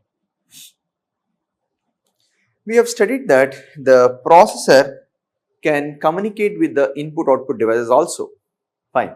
In 8085, there are several signals which are meant for it. For example, let us consider like this. So, if you can see this block diagram, this is the internal architecture of the processor. So, observe carefully, there are some signals here which are present for serial communication. Okay. So, observe these two signals. These are meant for serial communication. SID is meant for serial input data, serial output data. So, these two are meant for receiving the serial data. What is serial communication? Serial communication stands for bit by bit transmission. So, serial devices like keyboard, whatever the devices, peripheral devices you are connecting, most of them will be in the serial form, because serial communication is preferred when the distance is long. Parallel communication is preferred when the distance is short. So, SID stands for serial input data to receive the serial data, and this meant for transferring the serial data. That's about serial communication. So, I shall discuss about the, see, these are S1, S0 lines. They give some status along with the IO/MBAR signal, like whenever the processor is performing some operations, there are many input output devices which are communicating with the processor. So, processor will tell its status to the devices through the signals called as S1 and S0. They are called as status lines. These are called as some status lines which indicate what the processor is performing. Okay, so that is called as status lines. So, these are some status lines. Okay, that is said to be status lines. So, every signal has got certain purpose to perform. Fine. So, this is serial block, serial IO control. So, generally serial communication is meant for transferring data in binary pattern, in serial pattern, ones and zeros, bit by bit transmission. Okay. So, the advantage of serial communication is that the cost is less in design of circuitry. You can communicate for long distances. The only disadvantage is the speed factor. Speed is less. So, that is why they have gone for several protocols like USB and all. The pen drive or the USB port what we use is one of the high speed serial communication protocol. Fine, that is about the serial data, how it can be used. The next one is like different types of interrupts are present here. Like there are different types of interrupts here, you can observe. Interrupt control unit is one of the important blocks when the processor communicates with the input output devices. So, let us discuss how this block is useful for the microprocessor to receive some input information from the devices while communicating with them, because the processor can communicate with several input output devices, and how the processor receives the signals from different devices will come to know. Okay, let us take some simple example of these interrupts.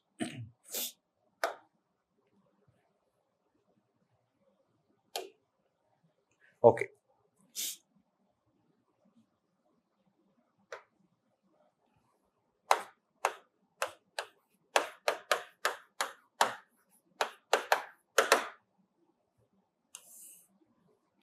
Interrupts play very important role in handling the IO devices. Fine. What actually is an interrupt? How do you consider an interrupt as? For example, I am discussing the class now. Suddenly, someone just talks to me. It means I was doing some task before someone has disturbed me. Once someone has disturbed me, I got interrupted here. It means I am just stopping the topic here. I am going to other task. I am going to some other operation, whatever the person requested me. It means that here I have stopped my current job. I have gone for some other job. See, whatever the person has requested, I will just complete the request. I will do the job. Again, I will come back to the old sequence whichever I was doing. It means that an interrupt signal, what is interrupt? How do you define interrupt as? Interrupt is something like an external signal or internal, it may be external or internal signal, which may disturb or alter the sequence of execution of the microprocessor. If you consider me as a processor, while I got interrupted, I have taken some care. For example, say, I remember which topic I was discussing, where did I stop? Fine. So I am a human being, so I can remember and tell. But when the microprocessor gets interrupted by certain signal or certain IO device, whichever the program it was currently performing, the next instruction address should be saved somewhere else. So where to save that? That is where we have already discussed that stack memory is useful for that.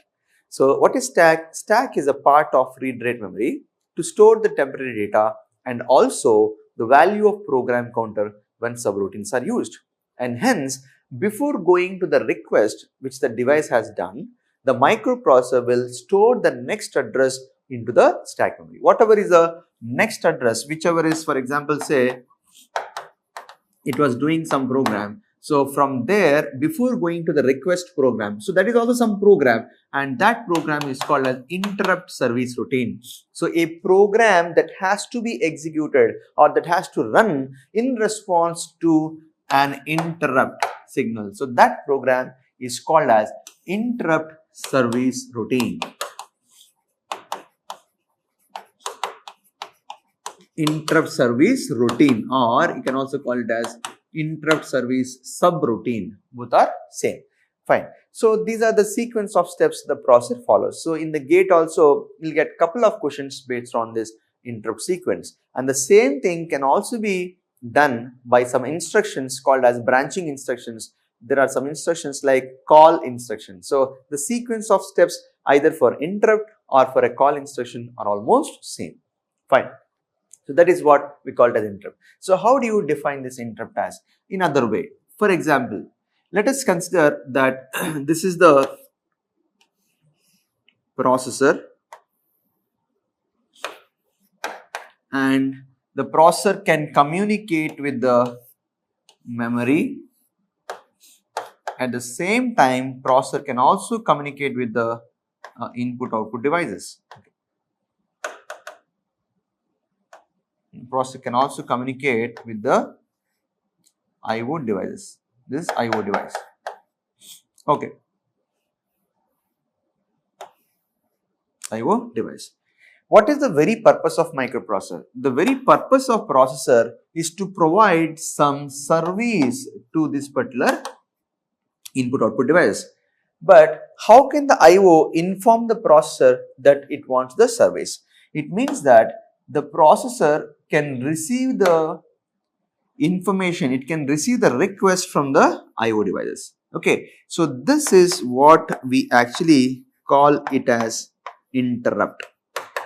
So the general meaning of interrupt is something like negative sense of disturbance, but actually without the interrupt, the devices cannot communicate with the microprocessor. So how do you define this interrupt as? So interrupt is a method by which an IO device informs the processor, I want your service. That's what we call it as interrupt. So this mechanism is called an interrupt mechanism. So without interrupt, the processor, the IO cannot interact with the microprocessor.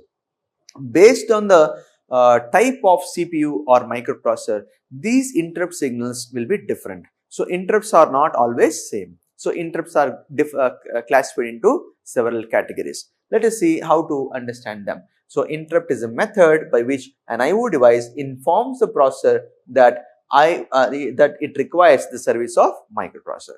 Or in other words, we can say that interrupt is one internal or external signal which may disturb or alter the sequence of execution of the microprocessor.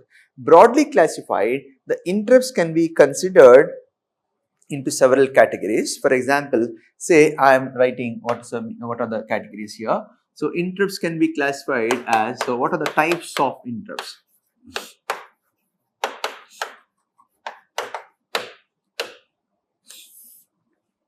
So interrupts can be classified into hardware and software. Similarly, maskable and non-maskable,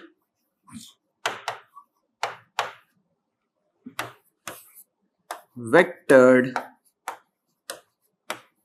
and non-vectored. So this is some basic classification of interrupts. What is the meaning of hardware and software? If you observe carefully, microprocessor is one IC. So 8085 is one 40-pin IC. Every pin is one signal. So in those 40 pins, these interrupts are 5 pins. Okay, let us see how actually it is performed. Fine. So observe carefully. Hardware. In 8085, there are 5 hardware interrupts. For example, say I can draw like this.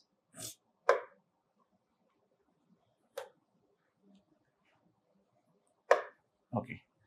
If you observe,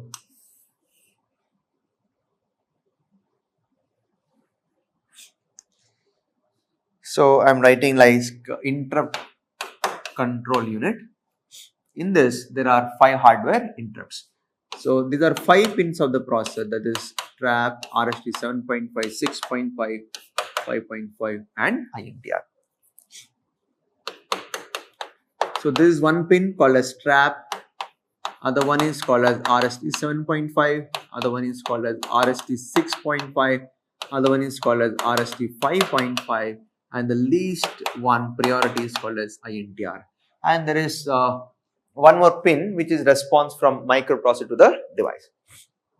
So if you observe carefully, these are the 5 pins which are present by which the IO can inform the processor, IO can interrupt the microprocessor. So every processor will not have such type of 5, it may be less than this or more than this depending on the design of the architecture. Fine. In 8085, the IO can interrupt or request the microprocessor by using these pins. So these are said to be 5 hardware interrupts in 8085. And among these 5 hardware interrupts, the highest priority is given to this trap. So trap has got the highest priority. It means whenever one or more interrupts are generated at a time. For example, say you have got different input output devices. Whichever the device has got highest priority events. Let us take some examples. Say in an industry, the fire alarm is the highest priority. It means the sensor, fire sensor, the signal from the fire sensor should have the highest priority. So that interrupt can be connected to this particular trap. For example, say this IO device 1 means this IO 1 can be given. Okay, 1 minute. This IO 1, whatever the device 1, input 1, that can be connected to the trap pin. Similarly, for example, the next priority, whichever is there, that is I2, so that can be connected to this particular pin. Similarly, some interrupt 3, some I3 can be connected to this. Similarly, I4 can be, some input 4 can be connected to this. Like whichever the least priority is there, that can be connected to the I5. So like this, we can have different types of interrupts which can be possible based on your choice of connection. Fine. So this trap is called as also non-maskable interrupt. So this has got the highest priority. If you look at the priority, it is also called as non-maskable interrupt. Okay, non-maskable interrupt, and its other name is RST 4.5. Okay, fine. RST stands for restart. So highest priority is for this pin, and the next priority is for RST 7.5, and the next priority is for RST 6.5, whichever device you can connect, but it is a priority. And 5.5 is the last, INTR is the last one. INTR stands for interrupt request. Okay, interrupt request. So like this, 5 facilities are provided so that you can connect the IO device. So trap is also called as non-maskable interrupt. It means when trap and other pins have got the signal, the processor will respond first to the trap. That's the meaning. So when it receives the interrupt, based on the priority, processor will check it, and then the processor will shift the program control to a new memory location where the relevant program has to run. For example, in case of trap, the relevant program which has to run is some fire program. Let us say when fire occurs, you want to switch on some water pipes and all, the hardware unit controls, and you want to switch on some alarm and all. So that relevant program can be priorly stored in the memory. So memory में पहले से ही trap का program रहना पड़ेगा, मैंने जो program आप करना चाहते हैं interrupt आने से. So that program is called as interrupt service routine. So जब trap आएगा, processor वो control में जाके वो program में जाके run कर देगा. Then the relevant operation is performed. Like this, every interrupt will have certain application program to run. That application program is called as interrupt service routine. So these interrupt service routines are decided before itself, whichever you want. They are dumped into memory at certain places. कहाँ पर रखना है? At some fixed places. Those fixed places are called to be vector addresses. Okay, fine. So like this, every interrupt will have certain application program to run. So this is the priority. Let us say at a time 7.5 and 5.5. At a time these two have occurred. Let us say processor receives 7.5, 5.5 together. Tell me which one will be responded first. 7.5 will be responded first. Right. Like this, it has got certain priority. So these are called to be hardware interrupts. Why they are hardware interrupts? Because in the 40 pins, there are also some pins. That's why hardware interrupts. Similarly, the processor also has got some software interrupts. What are some software interrupts? Let us take some software interrupts. Software interrupts.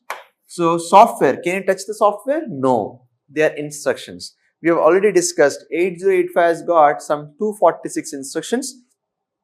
In those instructions, 8 instructions are present as software interrupts. So they are commonly written as RSTN, where the value of n is 0 to 7. So the software interrupts, there are 8 software interrupts like RST0, so on etc. RST7, RST0, RST1, so on etc. RST7. Like this, there are 8 software interrupts. But these software interrupts are used along with this particular interrupt called as INTR. So INTR stands for interrupt request. Interrupt request. So this is how these software interrupts are used. Fine. The next one is what is maskable and non-maskable. What is the general meaning of mask? Mask means something which hides. Okay. Maskable interrupts. Sometimes I don't require all the interrupts for the processor or the computer. I want to switch off some interrupts. I don't require them. Even though the device is connected, I don't want to receive the interrupt from them. Therefore, we can mask it. Okay. For example, say in your mobile, it can store, let us say, some 100 phone numbers, contact numbers. You don't want to receive one phone number, you don't want to receive the signal from one phone number. You can put into block list. That is called as masking.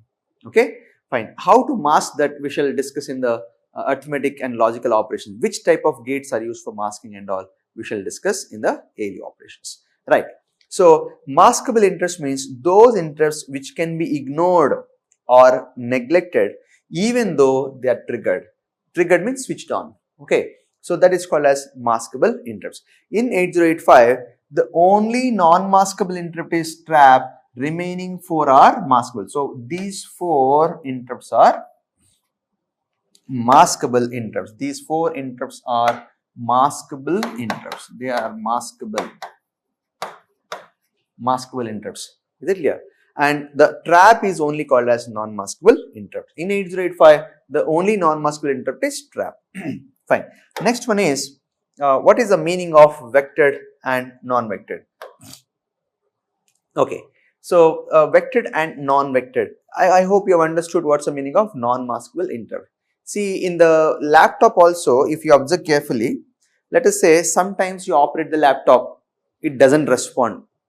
But it will definitely respond if you directly press the power supply button. It means at any cost, when you press the power supply button, the power of the laptop should be switched off.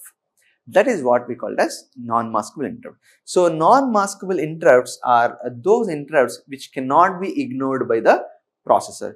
Generally, they are used for high priority events in the practical applications like power supply issues, okay, related to the process. That's about the non-masculine interrupt. Fine. Next one is vectored and non-vectored. What is the general meaning of vector? Vector means which has got both magnitude and direction. Non-vectored indicates which doesn't have any direction. Okay. So, these all interrupts, among the 5 hardware interrupts, the only non-vectored interrupt is INTR. What is INTR? Interrupt request. This interrupt can support 8 software interrupts. Every software interrupt is a vectored interrupt. When the interrupt is triggered, the program control is transferred to a particular location in the memory where its application program should run. So, this INTR can support 8 software interrupts by using one 8 to 3 priority encoder. We have already discussed in the basic interfacing components. So, as the interrupt is received, it may not go to only fixed location, it may go to any of them. That is why this INTR is called as non-vectored interrupt. But in case of the remaining 4, they are called as vectored interrupt. So, what are those addresses? Let us see now so that you can understand easily. Fine. For example, say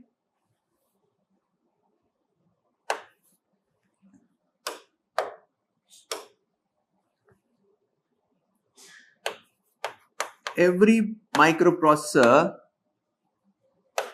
has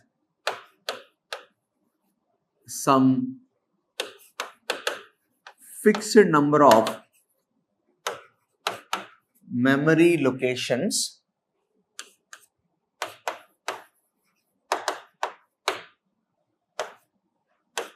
to store the corresponding application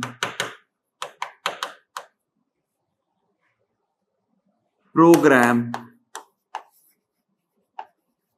So, this is called as ISR, interrupt service routine, application program in memory. Okay, fine. So, in 8085, let us say to understand, so these locations are 8. So, 8 bytes are allocated. That is fixed. Okay. So, what is the actual meaning of vectored interrupt? Vectored interrupt means inside the processor architecture, there is some internal logic circuit such that whenever the interrupt is triggered, the program control is directly shifted to the corresponding vector address. It means that when the interrupt is triggered, it means vectored interrupt means when the microprocessor receives a vectored interrupt, there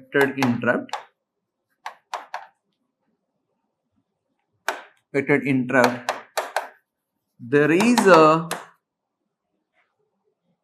built-in logic such that the program counter is loaded with the vector address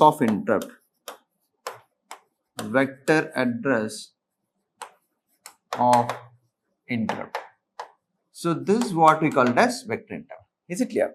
Fine. So, there is a built-in logic. So, what does PC contain? Now you can answer. So, already we have discussed about program counter. What does program counter contain? What does PC contain? Address of the next instruction. So, when the interrupt is triggered, automatically where the control should go, that is fed into the program counter. So, I will just show you what is this address, how it goes. So, what does ISR stand for? ISR stands for interrupt service routine. Whatever the program has to be run, interrupt service routine. So, it is a program that has to run for a particular interrupt. or you can also say interrupt service subroutine. Both are same. Subroutine. So now we shall see some simple addresses how they are present, that is fixed for every processor. That's not fixed for all processors. Every processor has got different addresses. For example, say, let me just show you how it can be done. If I can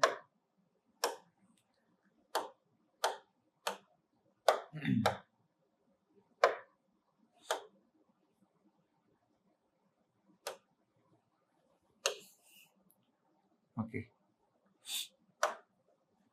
So look at this. Let us take some simple table so that you can understand easily.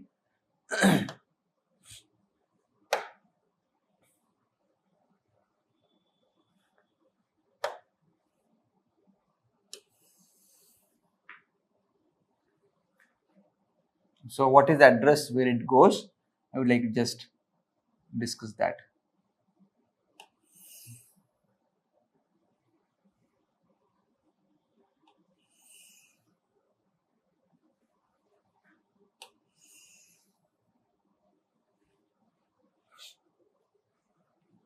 Okay, I'll just put a simple table so that you can understand it. So this is the priority and this is the interrupt, and what type of triggering means activation, and this is the vector address where the control will be moved. Okay, this is just for understanding purpose. So here, for example, if you consider the interrupts trap, RST 7.5, RST 6.5, RST 5.5 and INTR. The first priority goes to the trap, second priority is 7.5 and the third priority is 6.5, fourth, and this is the least priority. In the same way, what is the meaning of triggering? For what kind of signal it is activated? So generally we use some clock signals to activate the interrupts. So for different interrupts the triggering is different. It's not same for all. So these are all manufactured defined. So this trap requires both edge triggering and also level triggering. 7.5 is only edge triggered, remaining all are level triggered. Okay, so what is triggering? So edge triggering means whenever the signal is rising from 0 to high, low to high, automatically interrupt will be activated. But trap is the highest priority. It is also called as non-maskable interrupt. So there may be a chance of noise to be picked up. So to avoid that, it is also level triggered. Okay, so edge triggering means whenever the signal raised from low to high, the interrupt is activated. What is level triggering? Unless the certain value is present on the pin, it is not activated. So this edge triggering can be positive edge or negative edge. But in 8085, there are no negative edge triggering. Only we have got positive edge triggering. So to avoid the noise, the trap is also level triggered. Fine. So the vector locations which are meant for the interrupt service routines to be written, those are fixed by the manufacturer. For example, say, to make it simple, the vector location of trap will be some 0024H, and the next 8 locations from there 0024 to 2B, those are meant for trap to write the application program. So the other name of trap is RST 4.5. So this trap is also called as RST 4.5. So the next 8 locations are allocated for 5.5. So that is why its address is 002C. The next 8 locations are meant for the other interrupt 3, 4. The next 8 locations are for the last one 7.5. This INTR is a non-vectored interrupt, so it does not have any vector location. So like this, each interrupt has got a specific address location where you have to write the ISR. It means at this particular location only we will write the interrupt service routine. If it is not sufficient, if the space is not sufficient for 8 bytes, we can write some at some other place also as a continuation by using some unconditional jump instructions or branching instructions. So that is where the corresponding ISRs are present. So here you can understand how the priority will be present for the interrupts. Hope you have understood how this vector locations are present. So in the memory that 8 bytes are given, I'll just show you how they are present.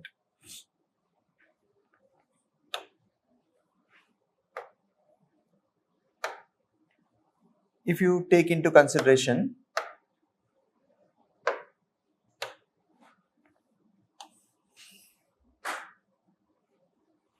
okay,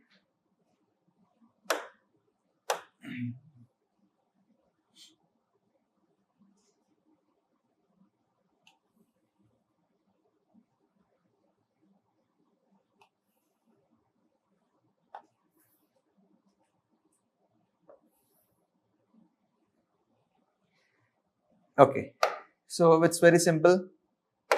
Like from this is memory. In the memory from 0024 to 8 location 002B. So this is where you can store the application program of trap, whatever it is, and the next 8 locations you can store the application program of RST 5.5. The next you can store the application program of RST 6.5, and the last one you can store the application ISR of RST 7.5. Okay, fine. So that is how you can store the data. It means, for example, say the next, this is the starting address. This is the starting address. The next locations, for example, say 002C to 0033. So these 8 locations.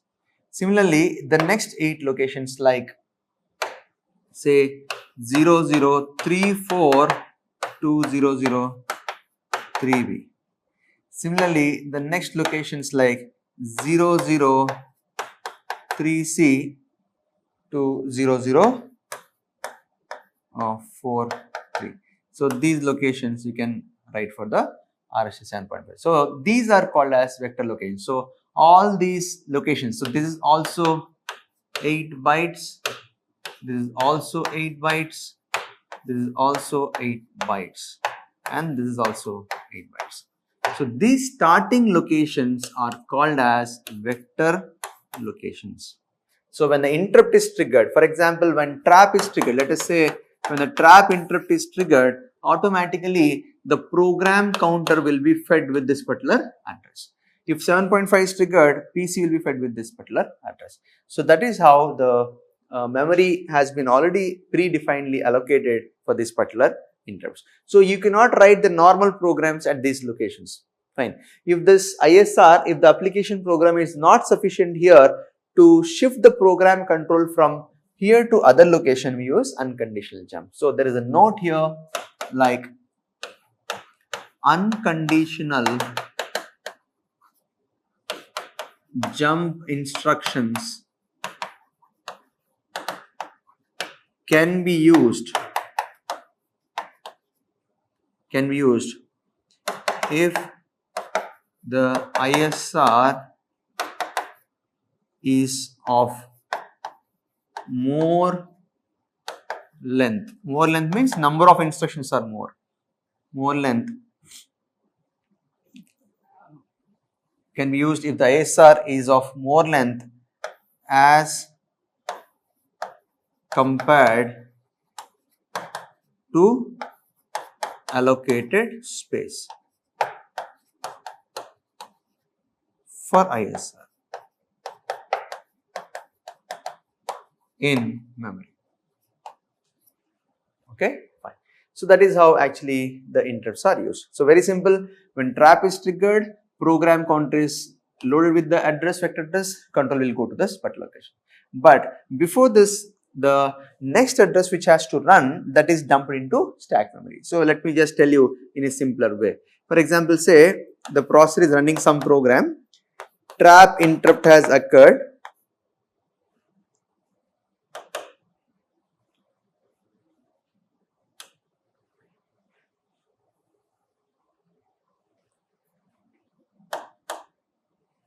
okay.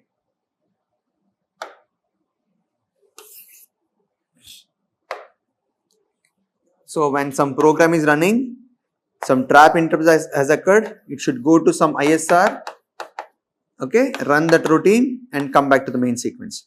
So to come back to the main sequence, this particular address will be dumped into the stack, okay. So program was running, trap is received, then the next address where it has to come back, that is stored into the stack, then it will go to the control whichever it is. So it was a trap is received, the next address is pushed onto stack, then it goes to the control logic. So this is how we can see the interrupt mechanism to be executed. Hope you have understood how it is operated.